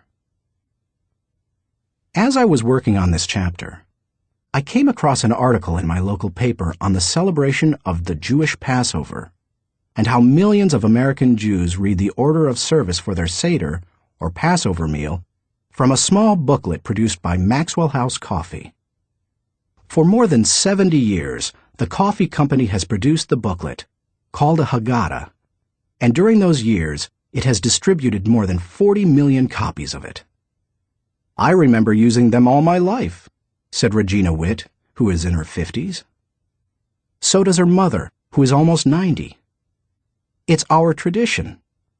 I think it would be very strange not to use them. So how did Maxwell House come to supply the booklets? It was the result of strategic thinking. 80 years ago, marketing man Joseph Jacobs advised that the company could sell coffee during Passover if the product were certified kosher by a rabbi. Since 1923, Maxwell House Coffee has been certified kosher for Passover. And then Jacobs suggested that if they gave away the Haggadah booklets, they could increase sales. They've been creating the booklets and selling coffee during Passover ever since. That's what can happen when you unleash the power of strategic thinking. Thinking question. Am I implementing strategic plans that give me direction for today and increase my potential for tomorrow? Chapter 6. Explore possibility thinking. Nothing is so embarrassing as watching someone do something that you said could not be done. Sam Ewing. People who embrace possibility thinking are capable of accomplishing tasks that seem impossible because they believe in solutions. Here are several reasons why you should become a possibility thinker. 1. Possibility thinking increases your possibilities. When you believe you can do something difficult, and you succeed, many doors open for you. When George Lucas succeeded in making Star Wars, despite those who said the special effects he wanted hadn't ever been done, and couldn't be done, many other possibilities opened up to him. Industrial Light and Magic, the company he created to produce those impossible special effects, became a source of revenue to help underwrite his other projects. He was able to produce merchandising tie-ins to his movies, thus bringing in another revenue stream to fund his movie making. But his confidence in doing the difficult has also made a huge impact on other movie makers and a whole new generation of moviegoers.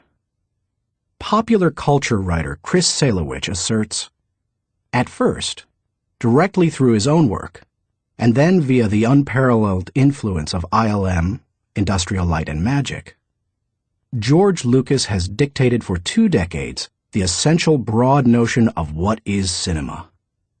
If you open yourself up to possibility thinking, you open yourself up to many other possibilities. 2. Possibility thinking draws opportunities and people to you. The case of George Lucas helps you to see how being a possibility thinker can create new opportunities and attract people. People who think big attract big people to them. If you want to achieve big things, you need to become a possibility thinker. 3. Possibility thinking increases others' possibilities. Big thinkers who make things happen also create possibilities for others. That happens in part because it's contagious. You can't help but become more confident and think bigger when you're around possibility thinkers. 4. Possibility thinking allows you to dream big dreams. No matter what your profession, possibility thinking can help you to broaden your horizons and dream bigger dreams.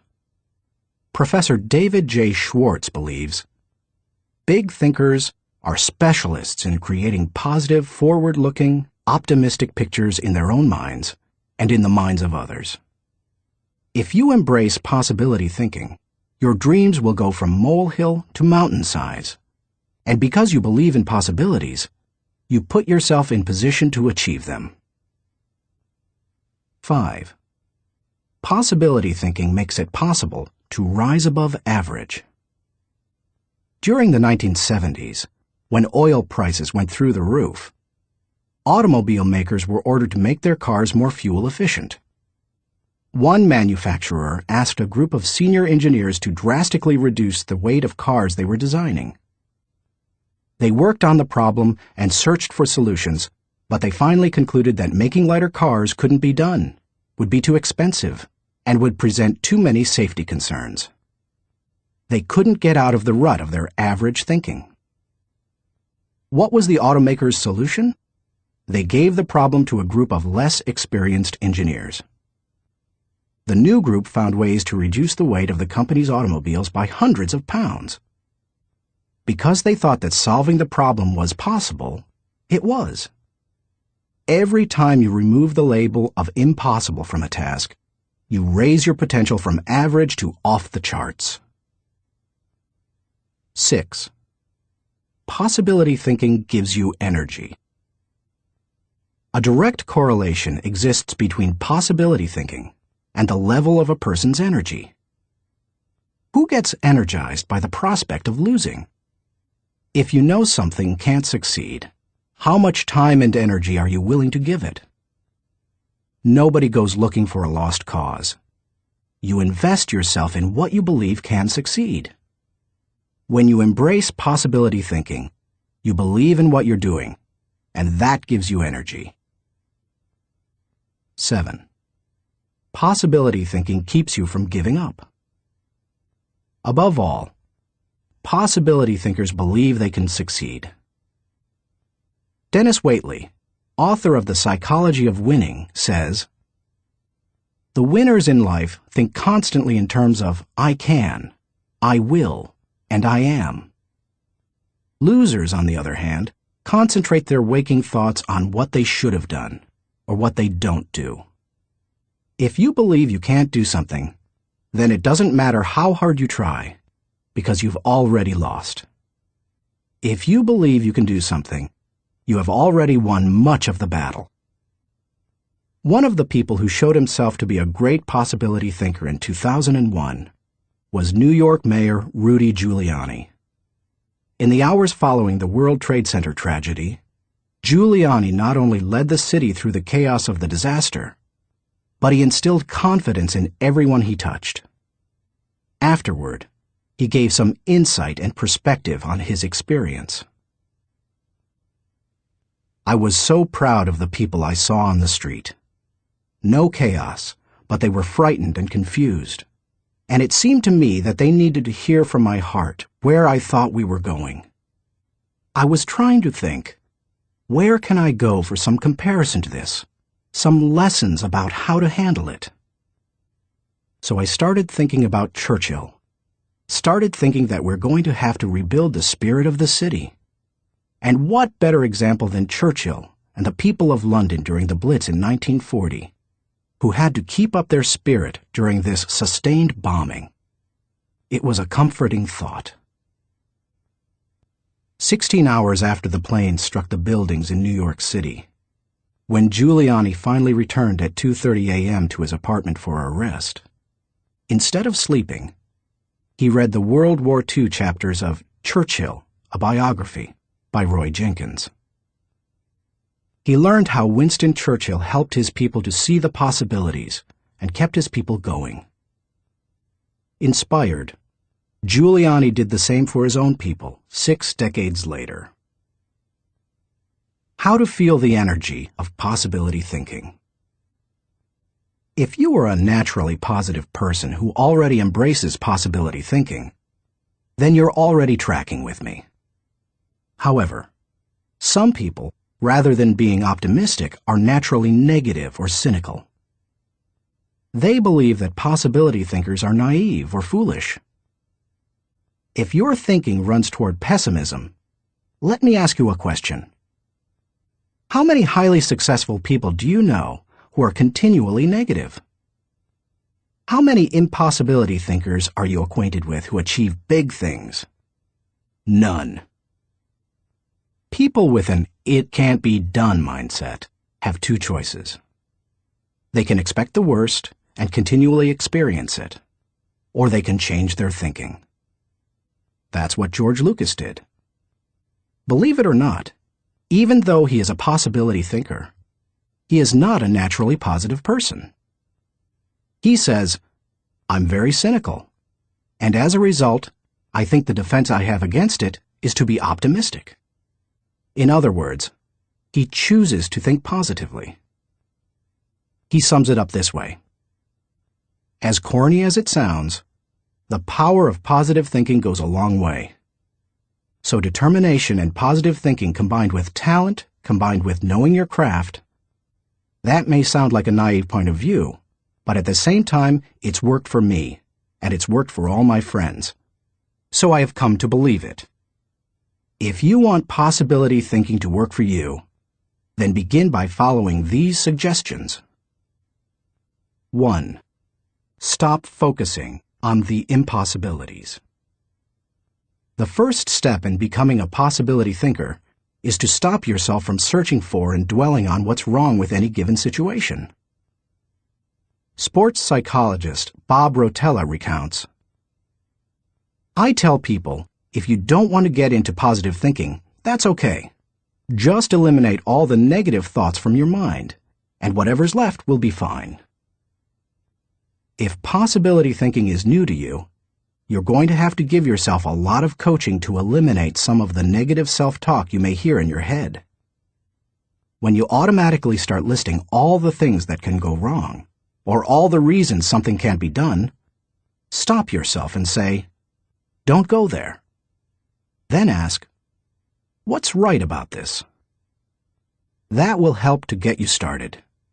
And if negativity is a really big problem for you, and pessimistic things come out of your mouth before you've even thought them through, you may need to enlist the aid of a friend or family member to alert you every time you utter negative ideas. 2. Stay away from the experts. So-called experts do more to shoot down people's dreams than just about anybody else. Possibility thinkers are very reluctant to dismiss anything as impossible. Rocket pioneer Wernher von Braun said, "I have learned to use the word impossible with the greatest of caution." And Napoleon Bonaparte declared, "The word impossible is not in my dictionary." If you feel you must take the advice of an expert, however, then heed the words of John Andrew Holmes, who asserted, "Never tell a young person that something cannot be done. God may have been waiting centuries for somebody ignorant enough of the impossible to do that thing." If you want to achieve something, give yourself permission to believe it is possible, no matter what experts might say. 3. Look for possibilities in every situation. Becoming a possibility thinker is more than just refusing to let yourself be negative. It's something more. It's looking for positive possibilities despite the circumstances. I recently heard Don Soderquist, former president of Walmart, tell a wonderful story that illustrates how a person can find positive possibilities in any situation. Soderquist had gone with Sam Walton to Huntsville, Alabama, to open several new stores. While there, Walton suggested they visit the competition. Here's what Soderquist said happened. "We went into one store, and I have to tell you that it was the worst store I have ever seen in my life. It was terrible. There were no customers, There was no help on the floor. The aisles were cluttered with merchandise, empty shelves, dirty. It was absolutely terrible. He, Walton, walked one way, and I'd walked the other way, and we'd kind of meet out on the sidewalk. He said, "What'd you think, Don?" I said, "Sam, that is the absolutely worst store I've ever seen in my life. I mean, did you see the aisles?"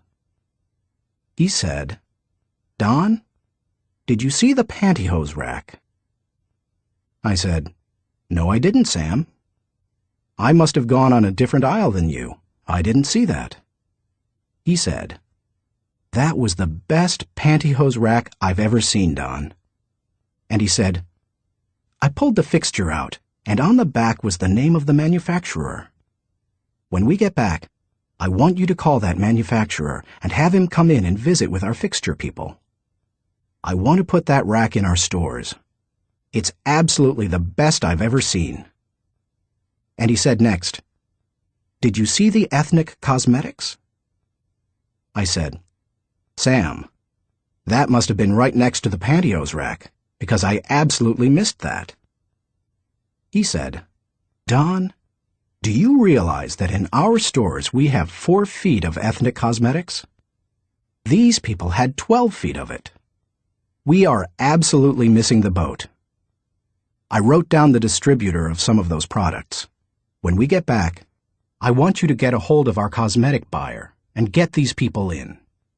We absolutely need to expand our ethnic cosmetics." Now, Sam Walton didn't hit me on the head and say, "Don, now what lesson did you learn from this?" He had already hit me on the head by looking for the good, looking how to improve, striving for excellence. It's so easy to go and look at what other people do badly. But one of the leadership characteristics of vision that he showed me, and I'll never forget it, is look for the good in what other people are doing and apply it. It doesn't take a genius IQ or 20 years of experience to find the possibility in every situation. All it takes is the right attitude, and anybody can cultivate that. 4. Dream one size bigger. One of the best ways to cultivate a possibility mindset is to prompt yourself to dream one size bigger than you normally do. Let's face it, most people dream too small. They don't think big enough. Henry Curtis advises, "Make your plans as fantastic as you like, because 25 years from now, they will seem mediocre.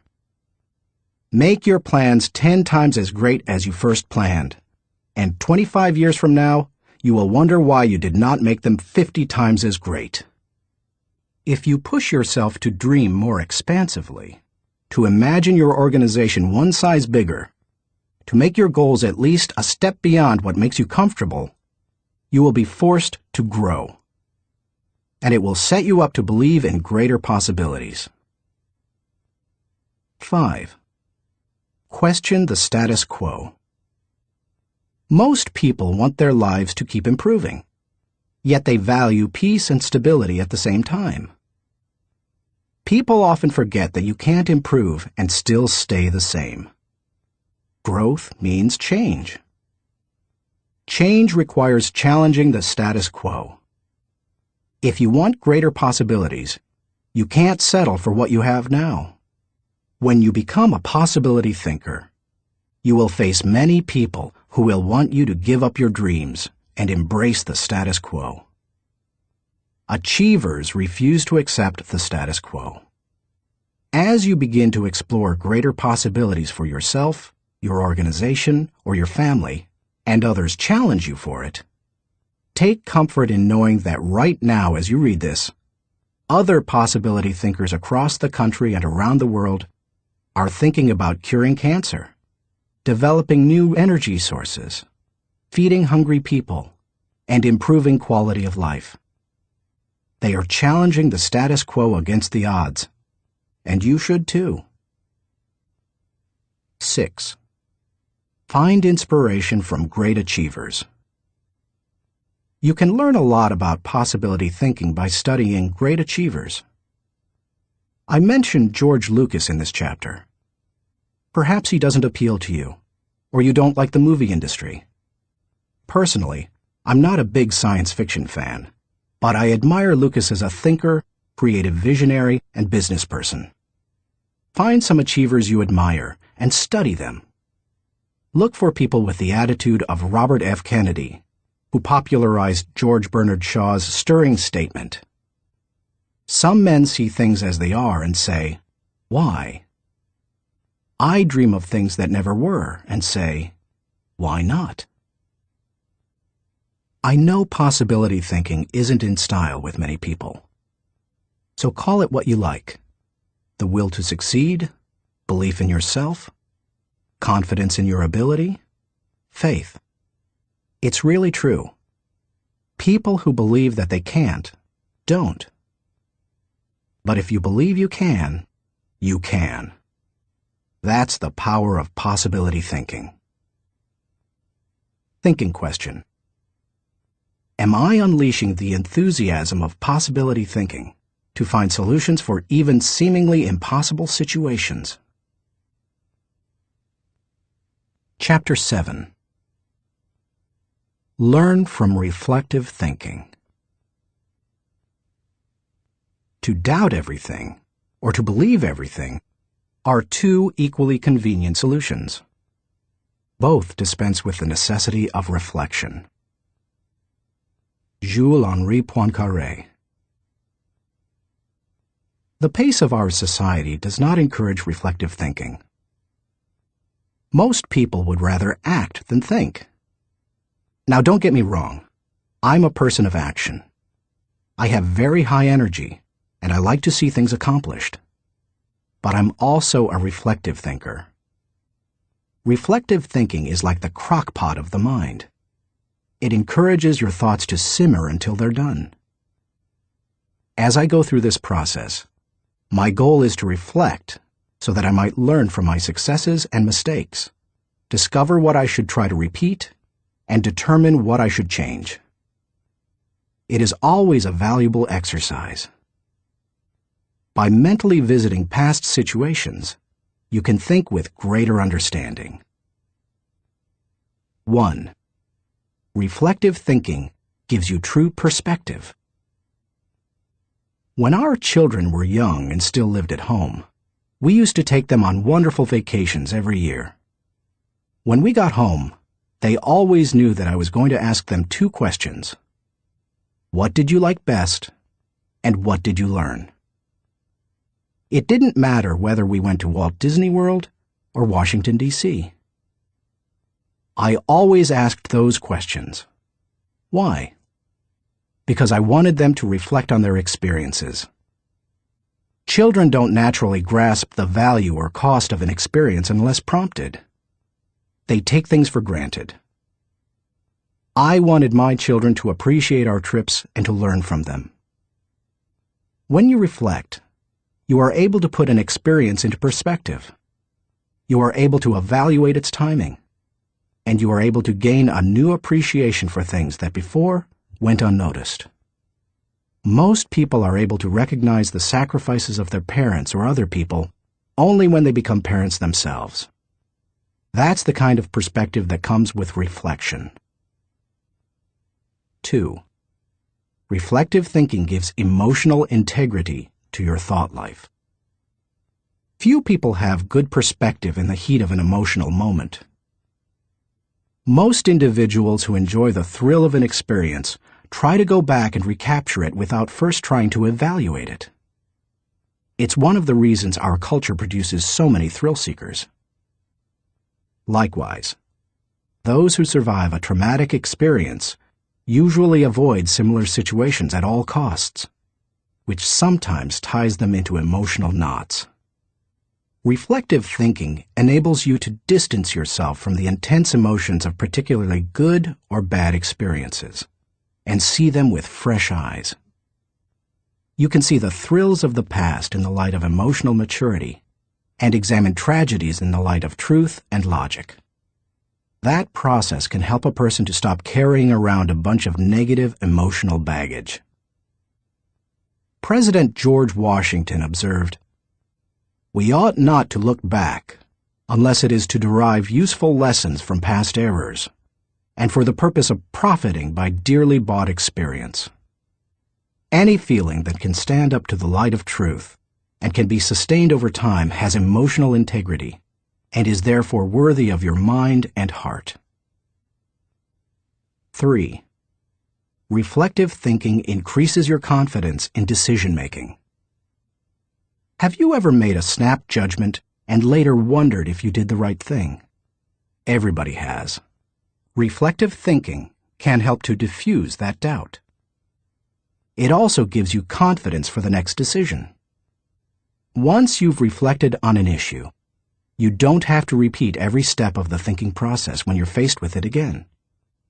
You've got mental road markers from having been there before. That compresses and speeds up thinking time, and it gives you confidence. And over time, it can also strengthen your intuition. 4. Reflective thinking clarifies the big picture. When you engage in reflective thinking, you can put ideas and experiences into a more accurate context. Reflective thinking encourages us to go back and spend time pondering what we have done and what we have seen. If a person who loses his job reflects on what happened, he may see a pattern of events that led to his dismissal. He will better understand what happened, why it happened, and what things were his responsibility. If he also looks at the incidents that occurred afterward, he may realize that in the larger scheme of things, he's better off in his new position because it better fits his skills and desires.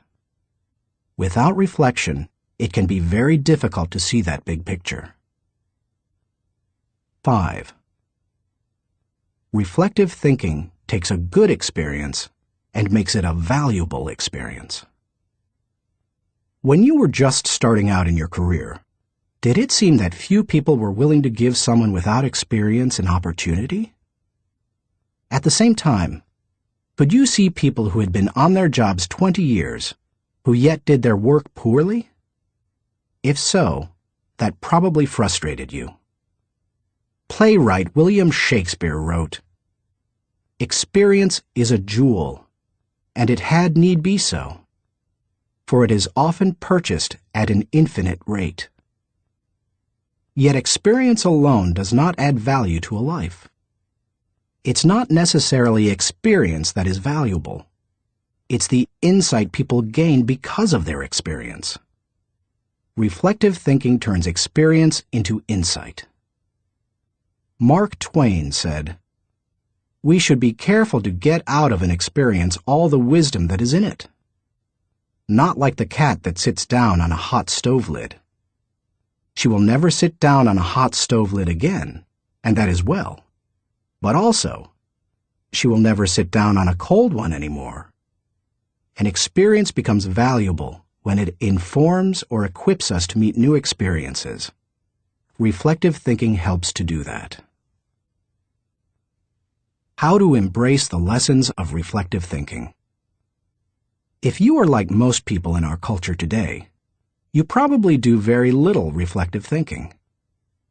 If that's the case, it may be holding you back more than you think. Take to heart the following suggestions to increase your ability to think reflectively. 1. Set aside time for reflection. Greek philosopher Socrates observed, "The unexamined life is not worth living."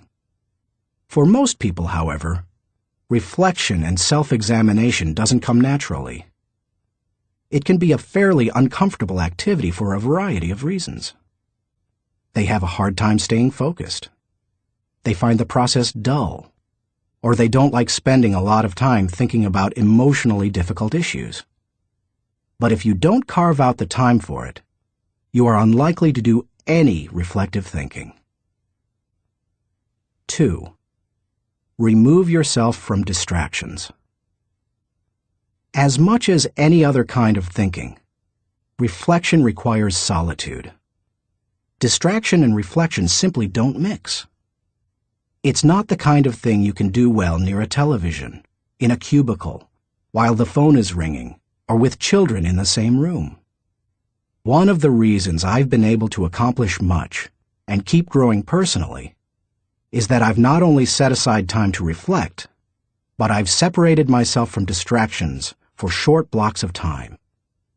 30 minutes in the spa, an hour outside on a rock in my backyard, or a few hours in a comfortable chair in my office. The place doesn't matter, as long as you remove yourself from distractions and interruptions. 3. Regularly review your calendar or journal. Most people use their calendar as a planning tool, which it is. But few people use it as a reflective thinking tool. What could be better, however, for helping you to review where you have been and what you have done, except maybe a journal? I'm not a journaler in the regular sense. I don't use writing to figure out what I'm thinking and feeling. Instead, I figure out what I'm thinking and feeling, and then I write down significant thoughts and action points. I file the thoughts so that I can quickly put my hands on them again. I immediately execute the action points or delegate them to someone else. Calendars and journals remind you of how you've spent your time, show you whether your activities match your priorities, and help you see whether you are making progress. They also offer you an opportunity to recall activities that you might not have had the time to reflect on previously. Some of the most valuable thoughts you've ever had may have been lost because you didn't give yourself the reflection time you needed. 4. Ask the right questions. The value you receive from reflecting will depend on the kinds of questions you ask yourself. The better the questions, the more gold you will mine from your thinking. When I reflect, I think in terms of my values, relationships, and experiences. Here are some sample questions. Personal growth. What have I learned today that will help me grow? How can I apply it to my life? When should I apply it? Adding value. To whom did I add value today? How do I know I added value to that person? Can I follow up and compound the positive benefit he or she received? Leadership. Did I lead by example today? Did I lift my people and organization to a higher level? What did I do, and how did I do it? Personal faith. Did I represent God well today? Did I practice the golden rule? Have I walked the second mile with someone? Marriage and family. Did I communicate love to my family today? How did I show that love? Did they feel it? Did they return it? Inner circle.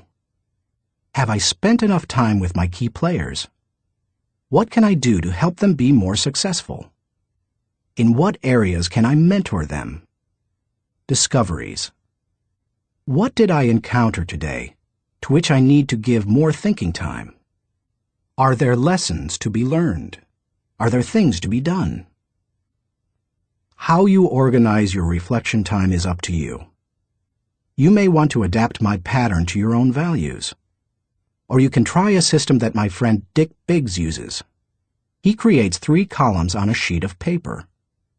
Year, turning point, impact. This system is good for reflecting on the bigger picture. Dick used it to see patterns in his life, such as when he moved to Atlanta and was encouraged by a new teacher to write. You could just as easily write event, significance, and action point on a page to help you benefit from reflective thinking. The main thing is to create questions that work for you and write down any significant thoughts that come to you during the reflection time. 5. Cement your learning through action. Writing down the good thoughts that come out of your reflective thinking has value. But nothing helps you to grow like putting your thoughts into action. To do that, you must be intentional. When you read a good book, for example, there are always good thoughts, quotes, or lessons that you can take away from it and use yourself. I always mark the takeaways in a book and then reread them when I'm done with the book. When I listen to a message, I record the takeaways so that I can file them for future use.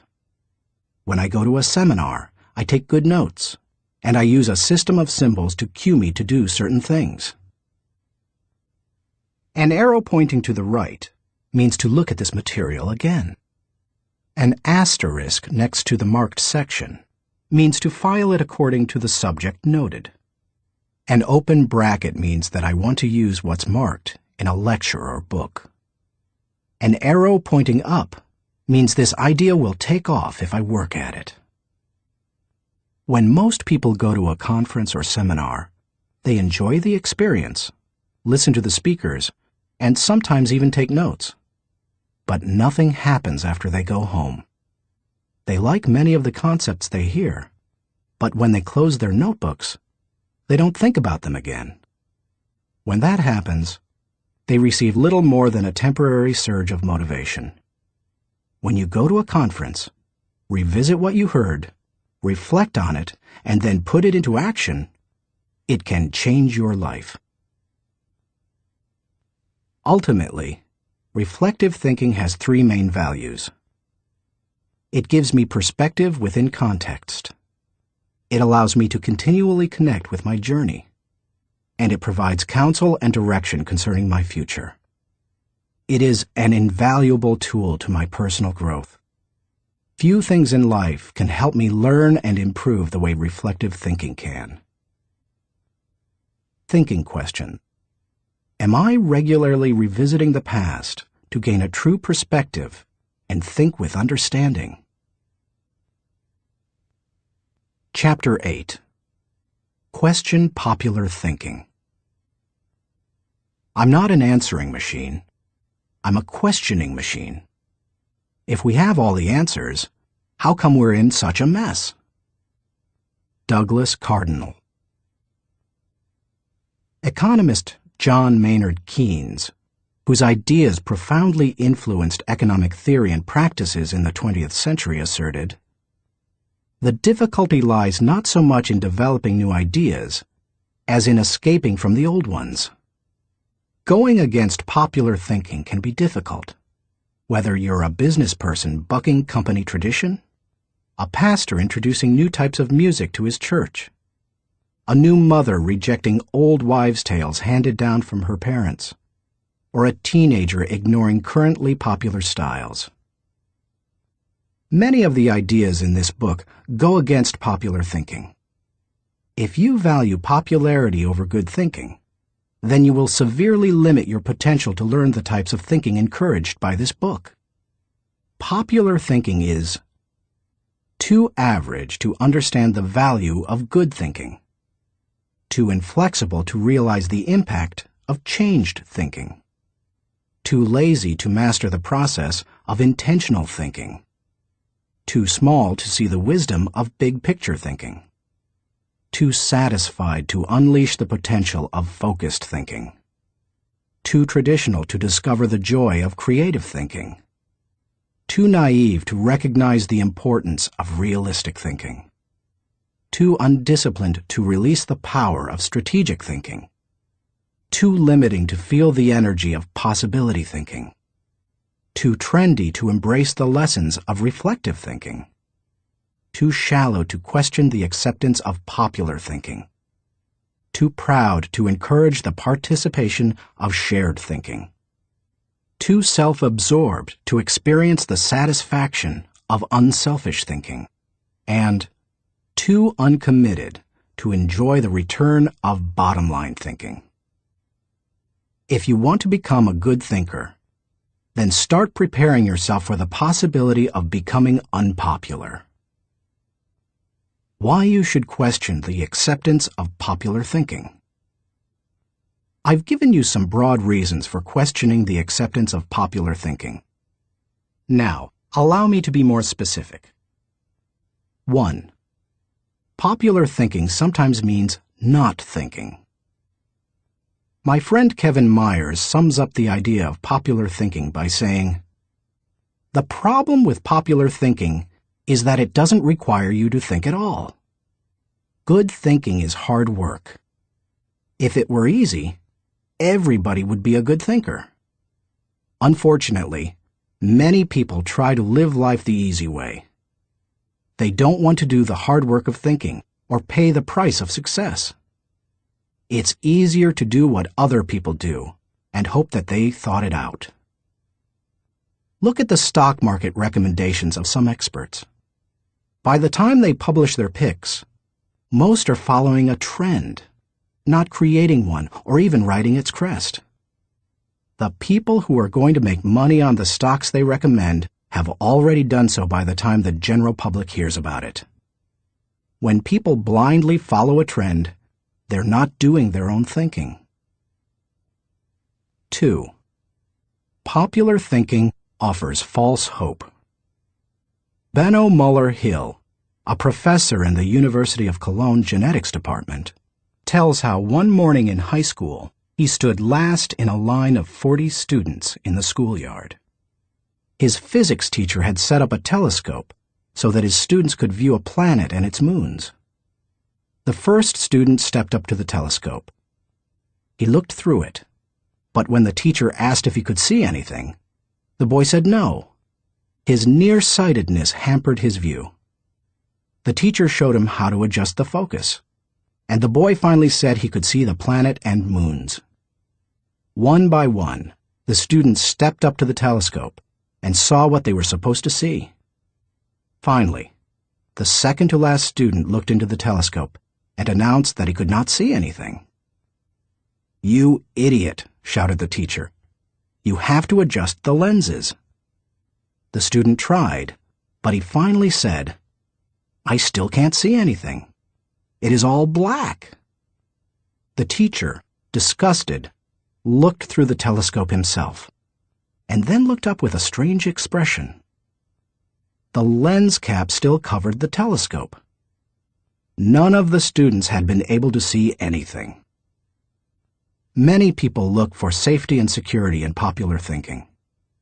They figure that if a lot of people are doing something, then it must be right. It must be a good idea. If most people accept it, then it probably represents fairness, equality, compassion, and sensitivity, right? Not necessarily. Popular thinking said the Earth was the center of the universe. Yet Copernicus studied the stars and planets and proved mathematically that the Earth and the other planets in our solar system revolved around the sun. Popular thinking said surgery didn't require clean instruments. Yet Joseph Lister studied the high death rates in hospitals and introduced antiseptic practices that immediately saved lives. Popular thinking said that women shouldn't have the right to vote. Yet people like Emmeline Pankhurst and Susan B. Anthony fought for and won that right. Popular thinking put the Nazis into power in Germany. Yet Hitler's regime murdered millions and nearly destroyed Europe. We must always remember there is a huge difference between acceptance and intelligence. People may say that there's safety in numbers, but that's not always true. Sometimes it's painfully obvious that popular thinking isn't good and right. Other times, it's less evident. For example, consider the staggering number of people in the United States who have run up large amounts of debt on their credit cards. Anyone who is financially astute will tell you that's a bad idea. Yet millions follow right along with the popular thinking of buy now, pay later. And so they pay and pay and pay. Many promises of popular thinking ring hollow. Don't let them fool you. 3.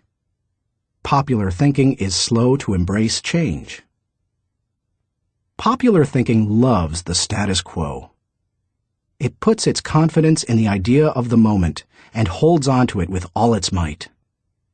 As a result, It resists change and dampens innovation. Donald M. Nelson, former president of the Society of Independent Motion Picture Producers, criticized popular thinking when he asserted, "We must discard the idea that past routine, past ways of doing things are probably the best ways. On the contrary, we must assume that there is probably a better way to do almost everything. We must stop assuming that a thing which never has been done before probably cannot be done at all." 4. Popular thinking brings only average results. The bottom line? Popular thinking brings mediocre results. Here is popular thinking in a nutshell. Popular equals normal equals average. It's the least of the best and the best of the least. We limit our success when we adopt popular thinking. It represents putting in the least energy to just get by. You must reject common thinking if you want to accomplish uncommon results. How to question the acceptance of popular thinking. Popular thinking has often proved to be wrong and limiting. Questioning it isn't necessarily hard once you cultivate the habit of doing so. The difficulty is in getting started. Begin by doing the following things. 1. Think before you follow. Many individuals follow others almost automatically. Sometimes they do so because they desire to take the path of least resistance. Other times they fear rejection, or they believe there's wisdom in doing what everyone else does. But if you want to succeed, you need to think about what's best, not what's popular. Challenging popular thinking requires a willingness to be unpopular and go outside of the norm. Following the tragedy of September 11, 2001, for example, few people willingly chose to travel by plane. But that was the best time to travel. Crowds were down, security was up, and airlines were cutting prices. About a month after the tragedy, my wife Margaret and I heard that Broadway shows had lots of seats and many New York hotel rooms remained empty. Popular thinking said, "Stay away from New York." We used that as an opportunity. We got cheap plane tickets to the city, booked a room in a great hotel for about half price, and got tickets to the most sought-after show, The Producers. As we took our seats in the theater, we sat next to a woman beside herself with excitement. "I can't believe I'm finally here," she said to us. "I've waited so long. This is the best show on Broadway, and the hardest to get tickets to." Then she turned to look me in the eye and said, "I've had my tickets for a year and a half waiting to see this show. How long ago did you get yours?" "You won't like my answer," I replied. "Oh, come on," she said. "How long?" "I got mine 5 days ago," I answered. She looked at us in horror. By the way, she was right. It's one of the best shows we've seen in a while. And we got to see it only because we were willing to go against popular thinking when everyone else was staying at home. As you begin to think against the grain of popular thinking, remind yourself that unpopular thinking, even when resulting in success, is largely underrated, unrecognized, and misunderstood. Unpopular thinking contains the seeds of vision and opportunity. Unpopular thinking is required for all progress. The next time you feel ready to conform to popular thinking on an issue, stop and think.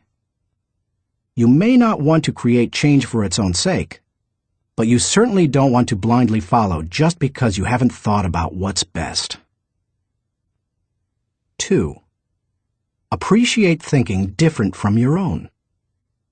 One of the ways to embrace innovation and change is to learn to appreciate how others think. To do that, you must continually expose yourself to people different from yourself. My brother, Larry Maxwell, a good businessman and an innovative thinker, continually challenges popular thinking by thinking differently. He says, most of our people in sales and middle management come from businesses with products and services different from ours. That constantly exposes us to new ways of thinking. We also discourage our people from active participation in formal business and trade associations and fraternities because their thinking is quite common. They don't need to spend a lot of time thinking the way everyone else in the industry does. As you strive to challenge popular thinking, spend time with people with different backgrounds, education levels, professional experiences, personal interests, etc. You will think like the people with whom you spend the most time. If you spend time with people who think out of the box, you're more likely to challenge popular thinking and break new ground.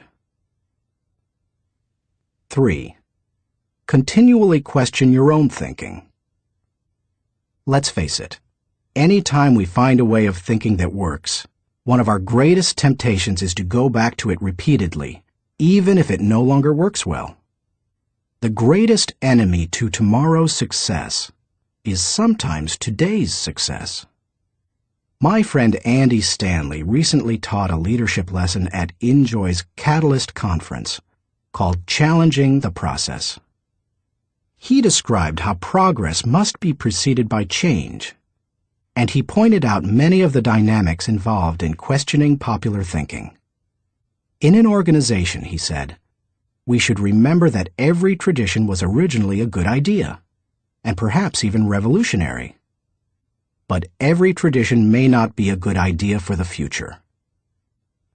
In your organization, if you were involved in putting into place what currently exists, then it's likely that you will resist change, even change for the better. That's why it's important to challenge your own thinking. If you're too attached to your own thinking, and how everything is done now, then nothing will change for the better. 4. Try new things in new ways. When was the last time you did something for the first time? Do you avoid taking risks or trying new things? One of the best ways to get out of the rut of your own thinking is to innovate. You can do that in little everyday ways. Drive to work a different way from normal. Order an unfamiliar dish at your favorite restaurant. Ask a different colleague to help you with a familiar project. Take yourself off of autopilot. Unpopular thinking asks questions and seeks options. In 1997, my 3 companies moved to Atlanta, Georgia.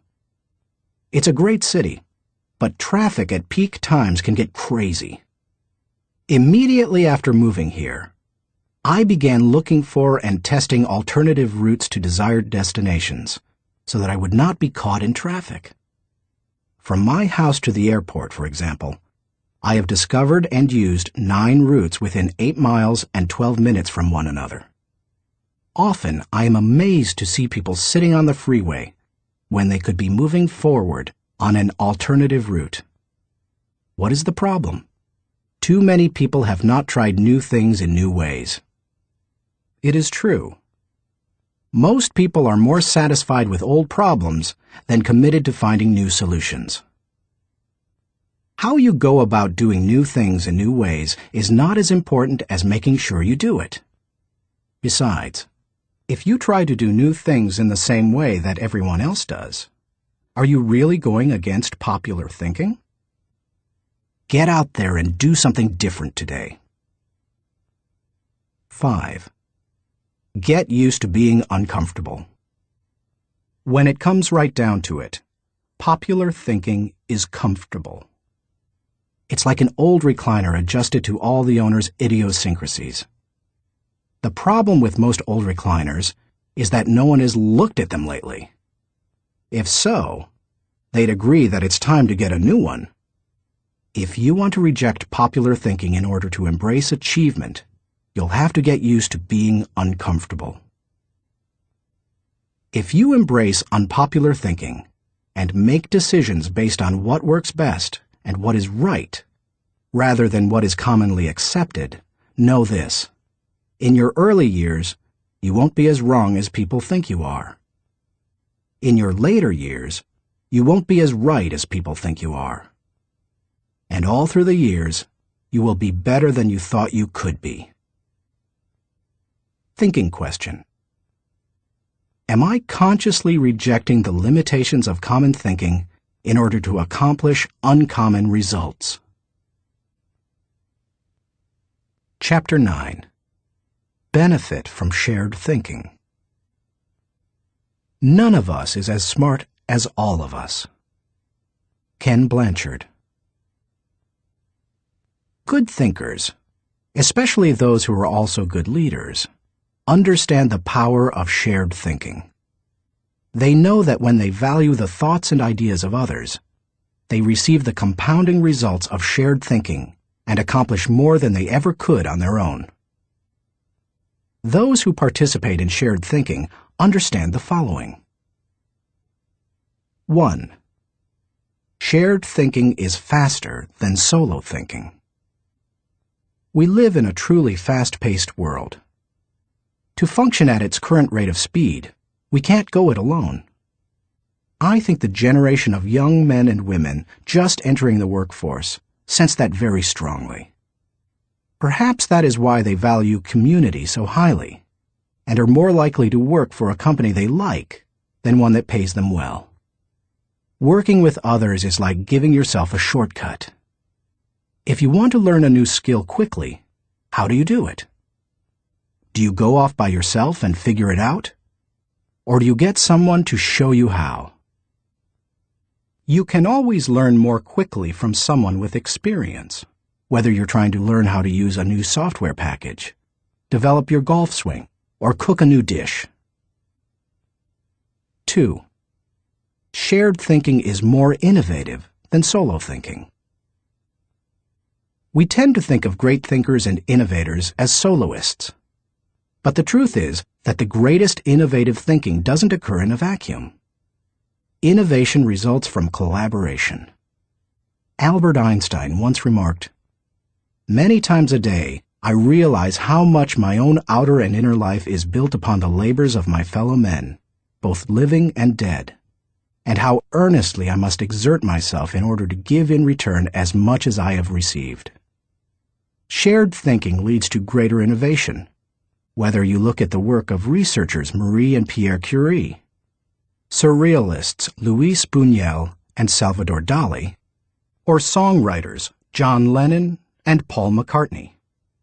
If you combine your thoughts with the thoughts of others, you will come up with thoughts you've never had. 3. Shared thinking brings more maturity than solo thinking. As much as we would like to think that we know it all, each of us is probably painfully aware of our blind spots and areas of inexperience. When I first started out as a pastor, I had dreams and energy, but little experience. To try to overcome that, I attempted to get several high-profile pastors of growing churches to share their thinking with me. In the early 1970s, I wrote letters to the 10 most successful pastors in the country, offering them what was a huge amount of money to me at the time, $100, to meet me for an hour so that I could ask them questions. When one said yes, I'd visit him. I didn't talk much, except to ask a few questions. I wasn't there to impress anyone or satisfy my ego. I was there to learn. I listened to everything he said, took careful notes, and absorbed everything I could. Those experiences changed my life. You've had experiences I haven't, and I've had experiences you haven't. Put us together, and we bring a broader range of personal history, and therefore maturity, to the table. If you don't have the experience you need, hook up with someone who does. 4. Shared thinking is stronger than solo thinking. Philosopher-poet Johann Wolfgang von Goethe said, To accept good advice is but to increase one's own ability. Two heads are better than one when they are thinking in the same direction. It's like harnessing two horses to pull a wagon.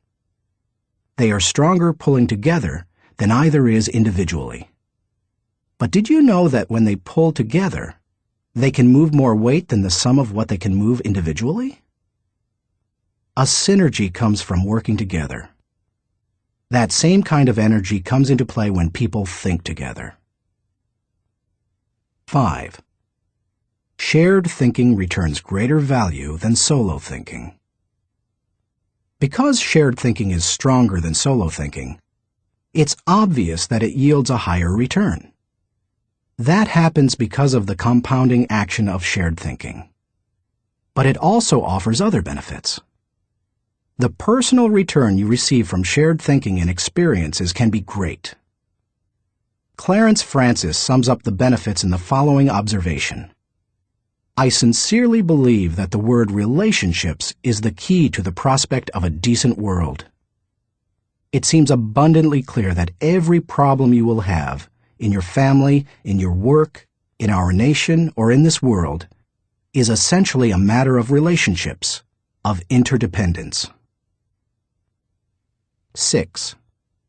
Shared thinking is the only way to have great thinking. I believe that every great idea begins with 3 or 4 good ideas. And most good ideas come from shared thinking. Playwright Ben Jonson said, "He that is taught only by himself has a fool for a master."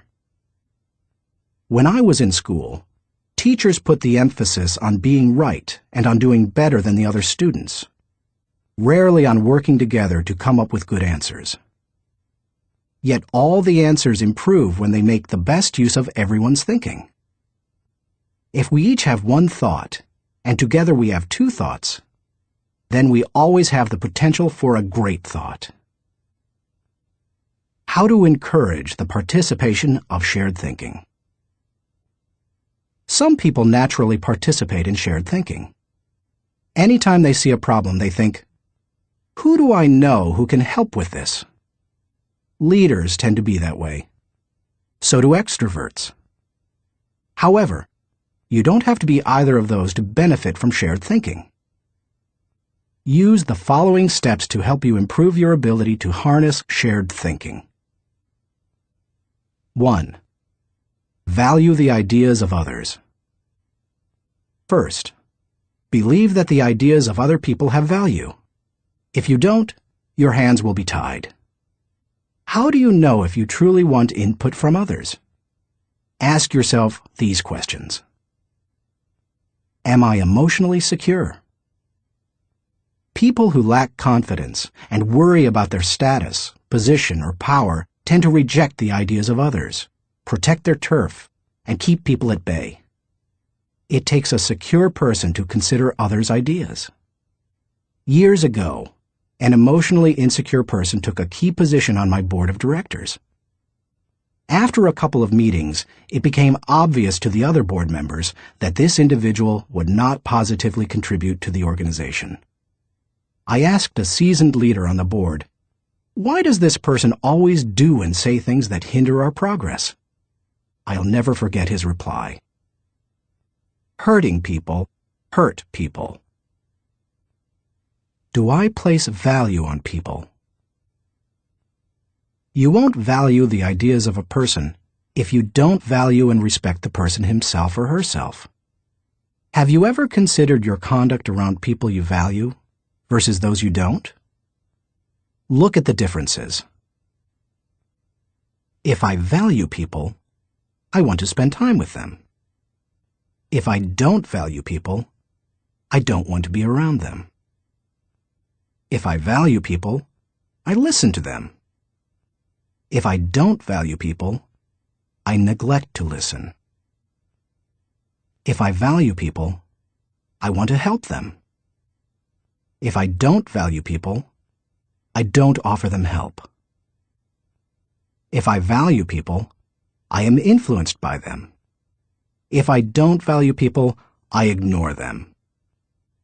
If I value people, I respect them. If I don't value people, I am indifferent. Do I value the interactive process? A wonderful synergy often occurs as the result of shared thinking. It can take you places you've never been. Publisher Malcolm Forbes asserted, "Listening to advice often accomplishes far more than heeding it." I must say, I didn't always value shared thinking. For many years, I tended to withdraw when I wanted to develop ideas. Only reluctantly did I work on ideas with others. When a colleague challenged me on this, I started to analyze my hesitancy. I realized that it went back to my college experience. Some days in the classroom, I could tell that a teacher was unprepared to lecture, and instead spent the class time asking us to give our uninformed opinions on a subject. Most of the time, the opinions seemed no better than mine. I had come to class so that the professor could teach me. I realized that the process of shared ideas wasn't the problem. It was who was doing the talking. Shared thinking is only as good as the people doing the sharing. Since learning that lesson, I have embraced the interactive process, and now I believe it is one of my strengths. Still, I always think about whom I bring around the table for a shared thinking session. I'll tell you my guidelines for whom I invite later in this chapter.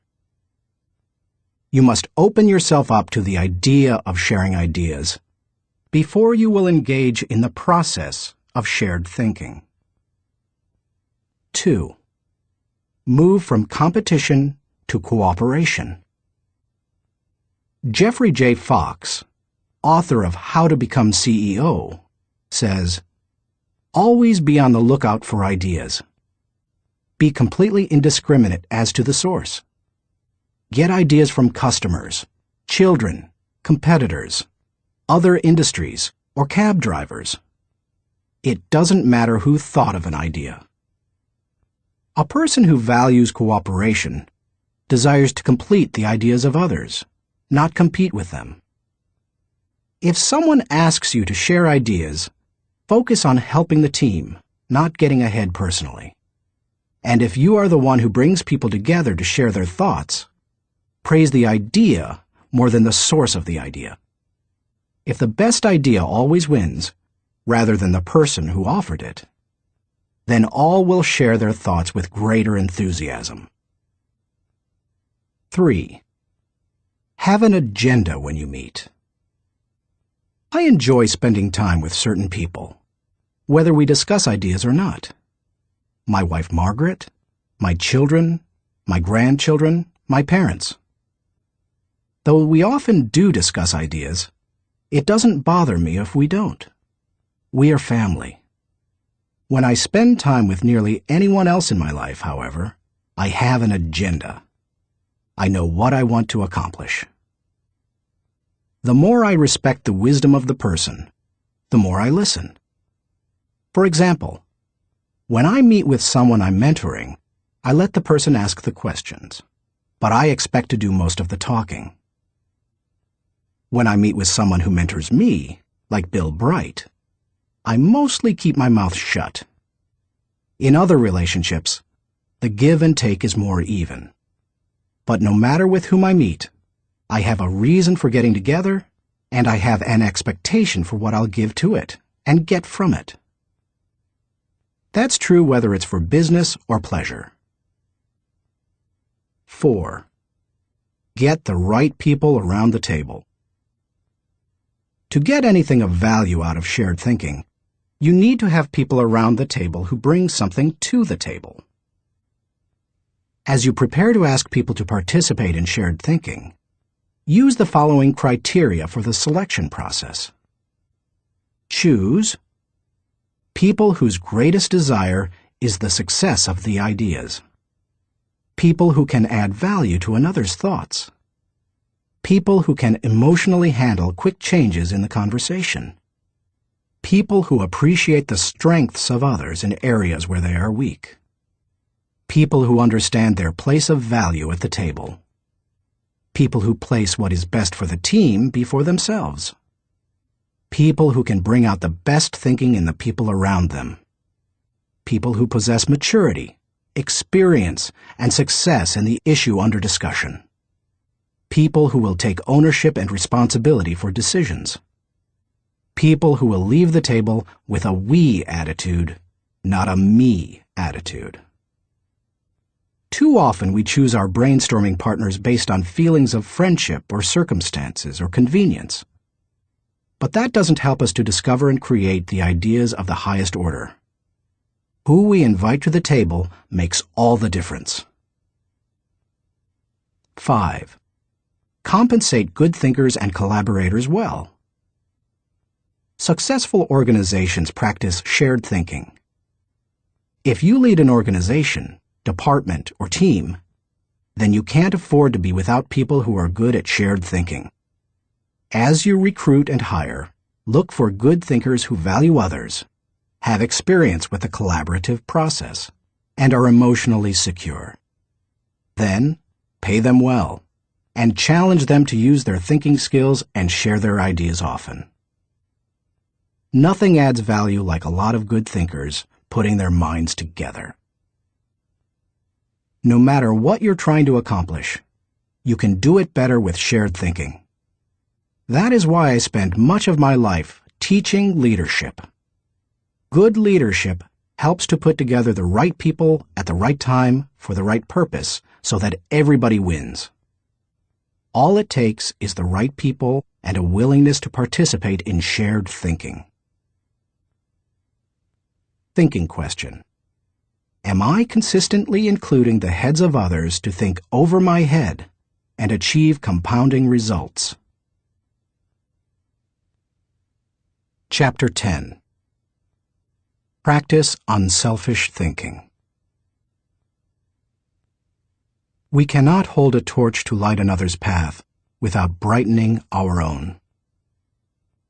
Ben Sweetland.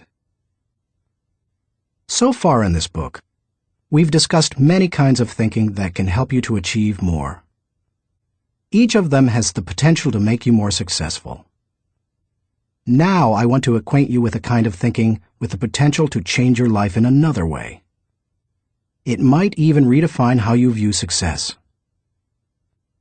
Unselfish thinking can often deliver a return greater than any other kind of thinking. Take a look at some of its benefits. 1. Unselfish thinking brings personal fulfillment. Few things in life bring greater personal rewards than helping others. Charles H. Burr believed, "Getters generally don't get happiness. Givers get it." Helping people brings great satisfaction. When you spend your day unselfishly serving others, at night you can lay down your head with no regrets and sleep soundly. In Bringing Out the Best in People, Alan Loy McGuinness remarked, "There is no more noble occupation in the world than to assist another human being, to help someone succeed." Even if you have spent much of your life pursuing selfish gain, it's never too late to have a change of heart. Even the most miserable person, like Charles Dickens' Scrooge, can turn his life around and make a difference for others. That's what Alfred Nobel did. When he saw his own obituary in the newspaper, his brother had died, and the editor had written about the wrong Nobel, saying that the explosives his company produced had killed many people. Nobel vowed to promote peace and acknowledge contributions to humanity. That is how the Nobel Prizes came into being. 2. Unselfish thinking adds value to others. In 1904, Bessie Anderson Stanley wrote the following definition of success in Brown Book magazine.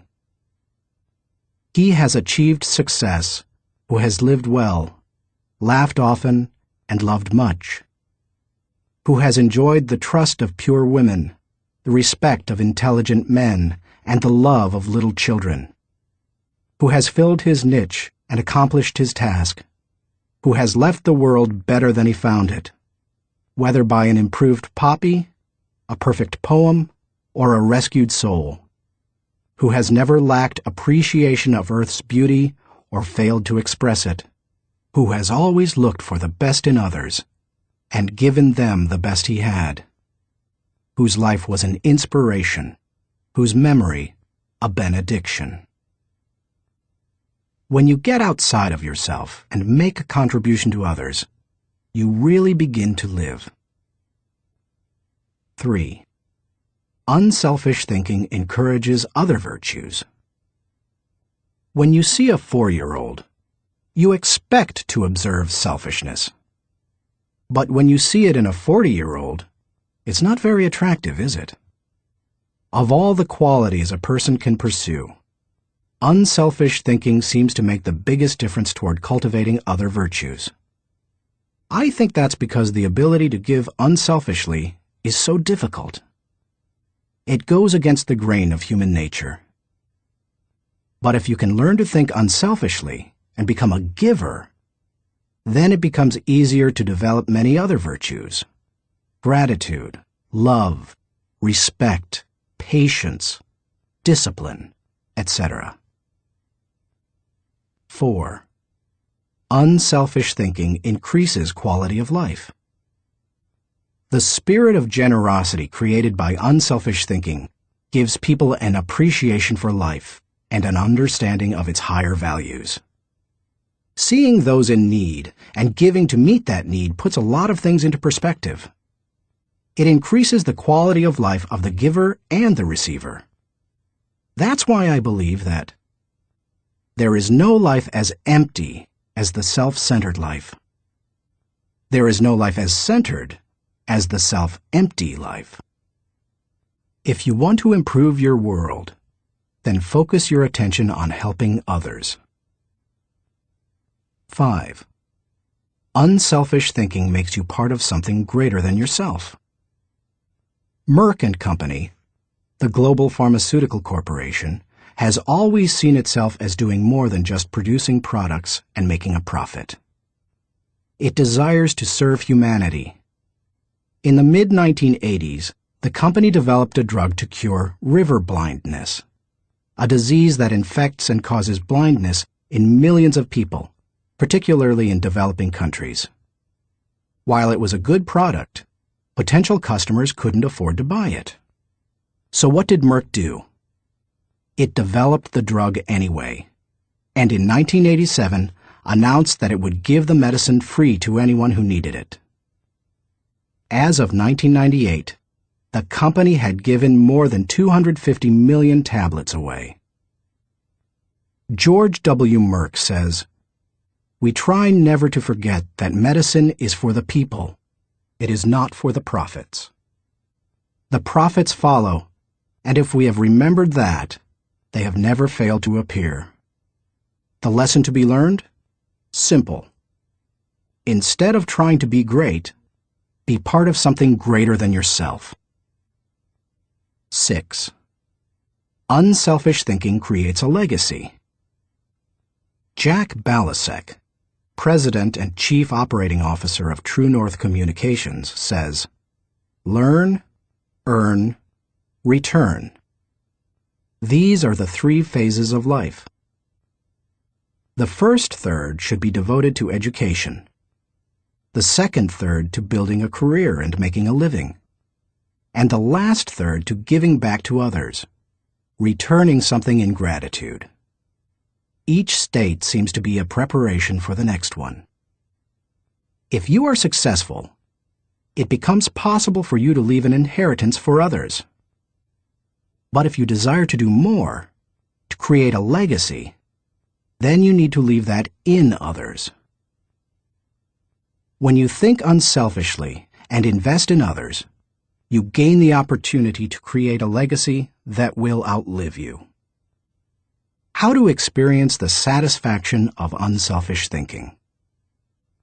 I think most people recognize the value of unselfish thinking, and most would even agree that it's an ability they would like to develop. Many people, however, are at a loss concerning how to change their thinking. To begin cultivating the ability to think unselfishly, I recommend that you do the following. 1.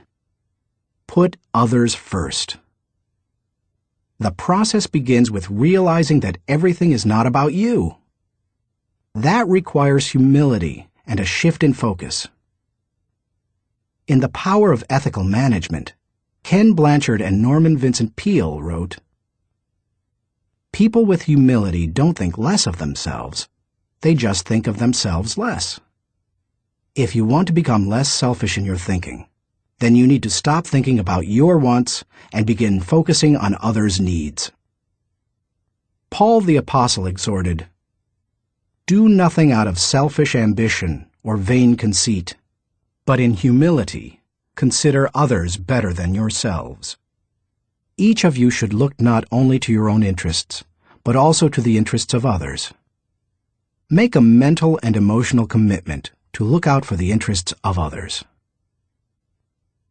2. Expose yourself to situations where people have needs. It's one thing to believe you are willing to give unselfishly. It's another to actually do it. To make the transition, you need to put yourself in a position where you can see people's needs and do something about it. The kind of giving you do isn't important at first. You can serve at your church, make donations to a food bank, volunteer professional services, or give to a charitable organization. The point is to learn how to give and to cultivate the habit of thinking like a giver. 3. Give quietly or anonymously. Once you have learned to give of yourself, then the next step is to learn to give when you cannot receive anything in return.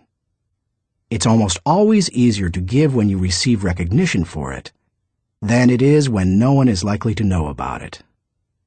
The people who give in order to receive a lot of fanfare, however, have already received any reward they will get. There are spiritual, mental, and emotional benefits that come only to those who give anonymously. If you've never done it before, try it. 4. Invest in people intentionally. The highest level of unselfish thinking comes when you give of yourself to another person for that person's personal development or well-being. If you're married or a parent, you know this from personal experience.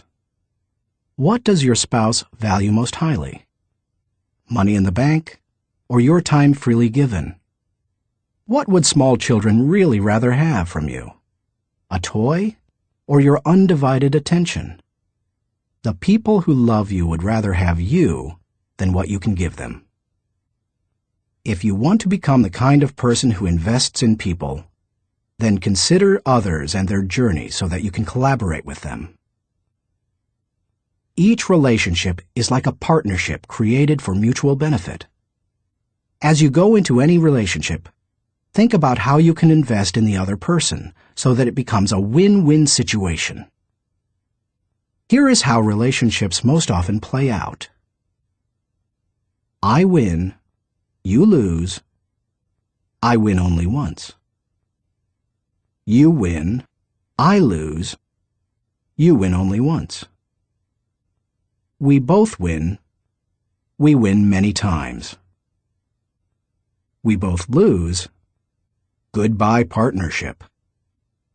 The best relationships are win-win. Why don't more people go into relationships with that attitude? I'll tell you why. Most people want to make sure that they win first. Unselfish thinkers, on the other hand, go into a relationship and make sure that the other person wins first. And that makes all the difference. 5. Continually check your motives. François de la Rochefoucauld said, "What seems to be generosity is often no more than disguised ambition, which overlooks a small interest in order to secure a great one." The hardest thing for most people is fighting their natural tendency to put themselves first. That's why it's important to continually examine your motives to make sure you're not sliding backward into selfishness. Do you want to check your motives? Then follow the modeling of Benjamin Franklin. Every day, he asked himself 2 questions. When he got up in the morning, he would ask, "What good am I going to do today?" And before he went to bed, he would ask, "What good have I done today?" If you can answer those questions with selflessness and integrity, you can keep yourself on track. Give while you live. In the fall of 2001, we all witnessed a demonstration of unselfish thinking unlike anything we had seen in the United States for many years. Who can forget the events of September 11th, 2001? I had just finished teaching a leadership lesson when my assistant Linda Eggers came into the studio to announce the tragic news. Like most Americans, I remained riveted to the television all day and heard the reports of the firefighters and police officers who raced into the World Trade Center towers to help others, never worrying about their own safety. In the days following the tragedy, millions of Americans expressed a great desire to do something that would help the situation. I had the same desire. InJoy was scheduled to do a training via simulcast on September 15th, the Saturday following the tragedy. Our leadership team decided to add a 1.5-hour program titled America Prays to the end of the simulcast. In it, my friend Max Lucado wrote and read a prayer, expressing the heart's cry of millions. Franklin Graham prayed for our national leaders. Jim and Shirley Dobson gave advice to parents on how to help their children deal with the event. And Bruce Wilkinson and I asked the simulcast viewers to give financially to the people injured on September 11th. Amazingly, they gave $5.9 million, which World Vision graciously agreed to distribute to those in need. Unselfish thinking and giving turned a very dark hour into one of light and hope. Less than 2 weeks after the tragedy, I was able to travel to Ground Zero in New York City. I went to view the site of the destruction, to thank the men and women clearing away the wreckage, and to pray for them. I can't really do justice to what I saw. I've traveled to New York dozens of times. It's one of my favorite places in the world. My wife and I had been up in the towers with our children many times before and have wonderful memories of that area. To look at the place where the buildings had once stood and to see nothing but rubble, dust, and twisted metal, it's simply indescribable. What many Americans didn't realize is that for many months, people worked diligently to clean up the site. Many were New York City firefighters and other city workers. Others were volunteers. They worked around the clock, 7 days a week.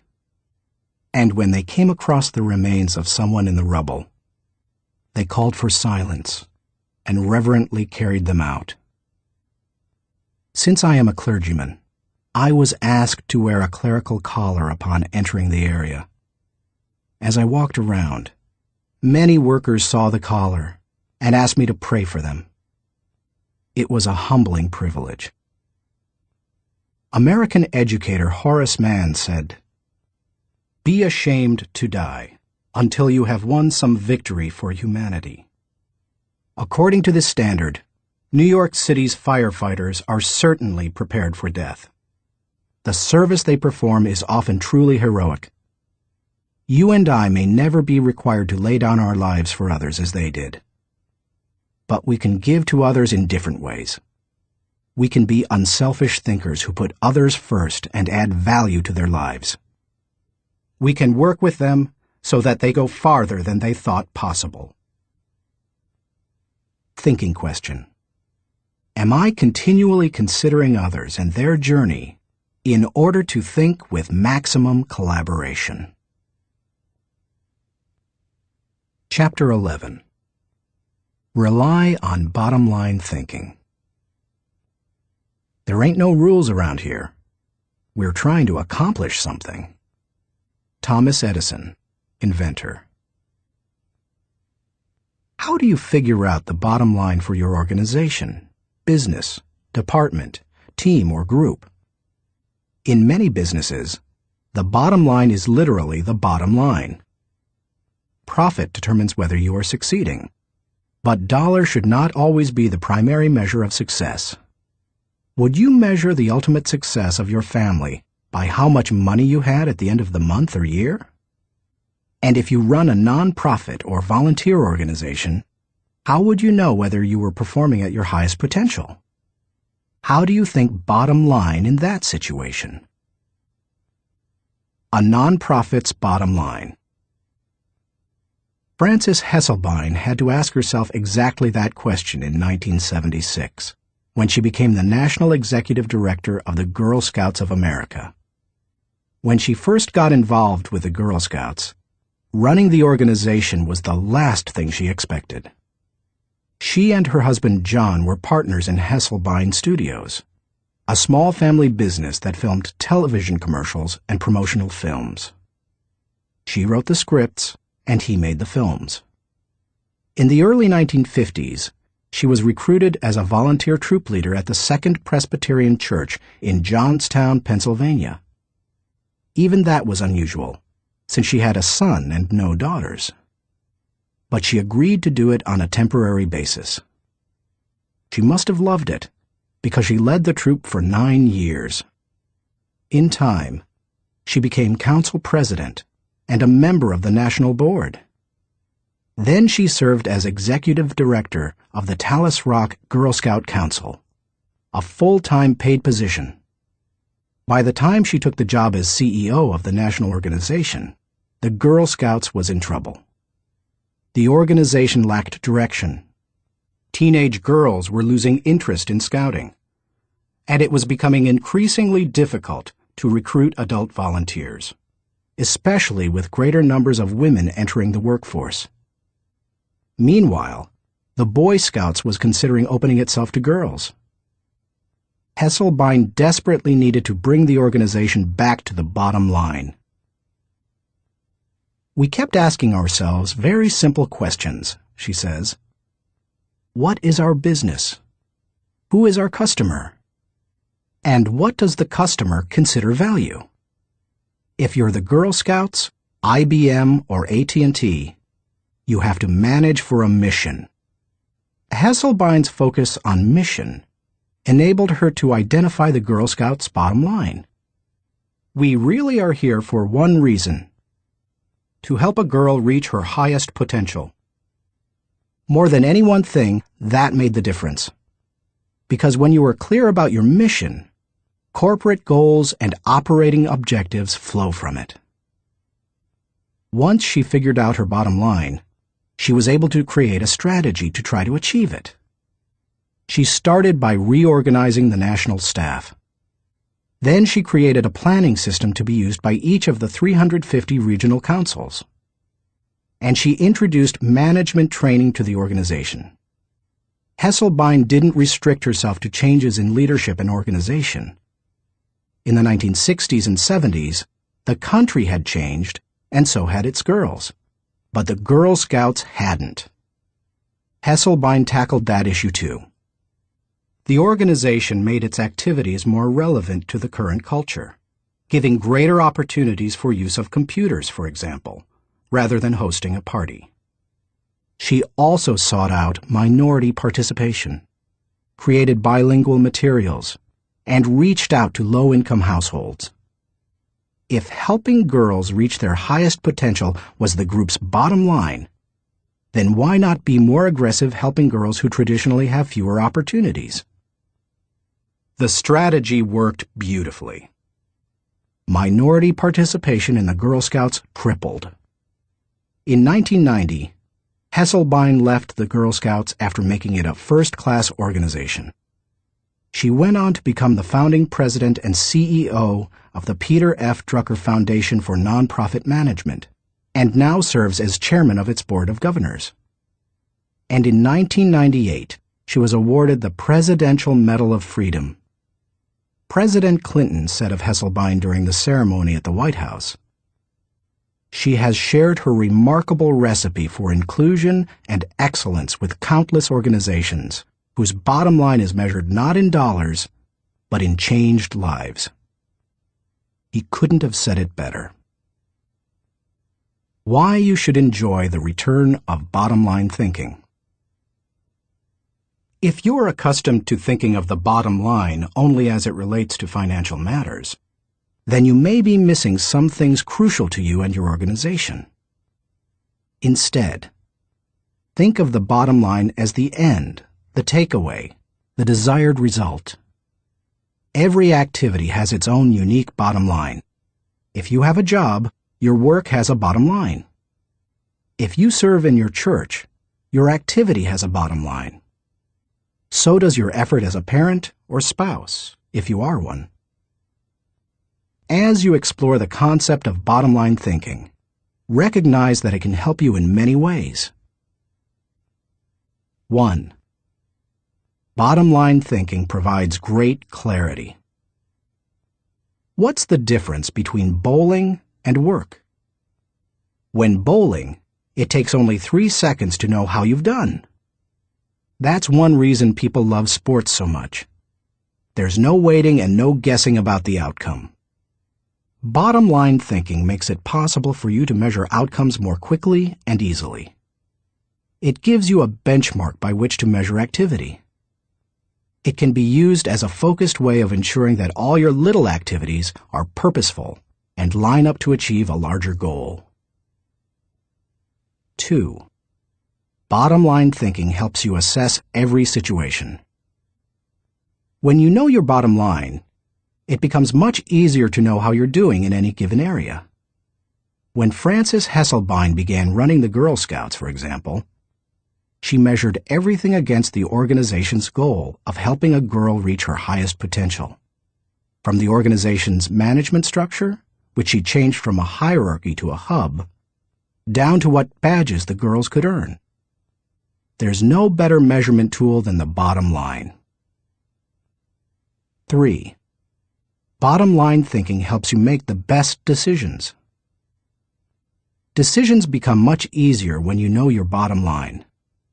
When the Girl Scouts were struggling in the 1970s, outside organizations tried to convince its members to become women's rights activists or door-to-door canvassers. But under Hesselbein, it became easy for the Girl Scouts to say no. It knew its bottom line, and it wanted to pursue its goals with focus and fervency.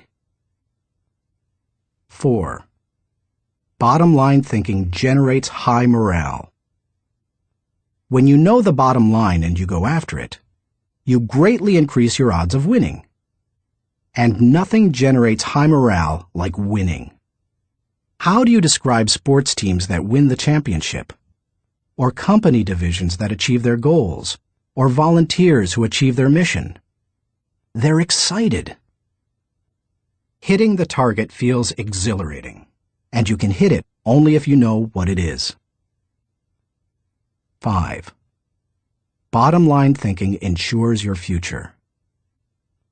If you want to be successful tomorrow, you need to think bottom line today. That's what Frances Hesselbein did, and she turned the Girl Scouts around.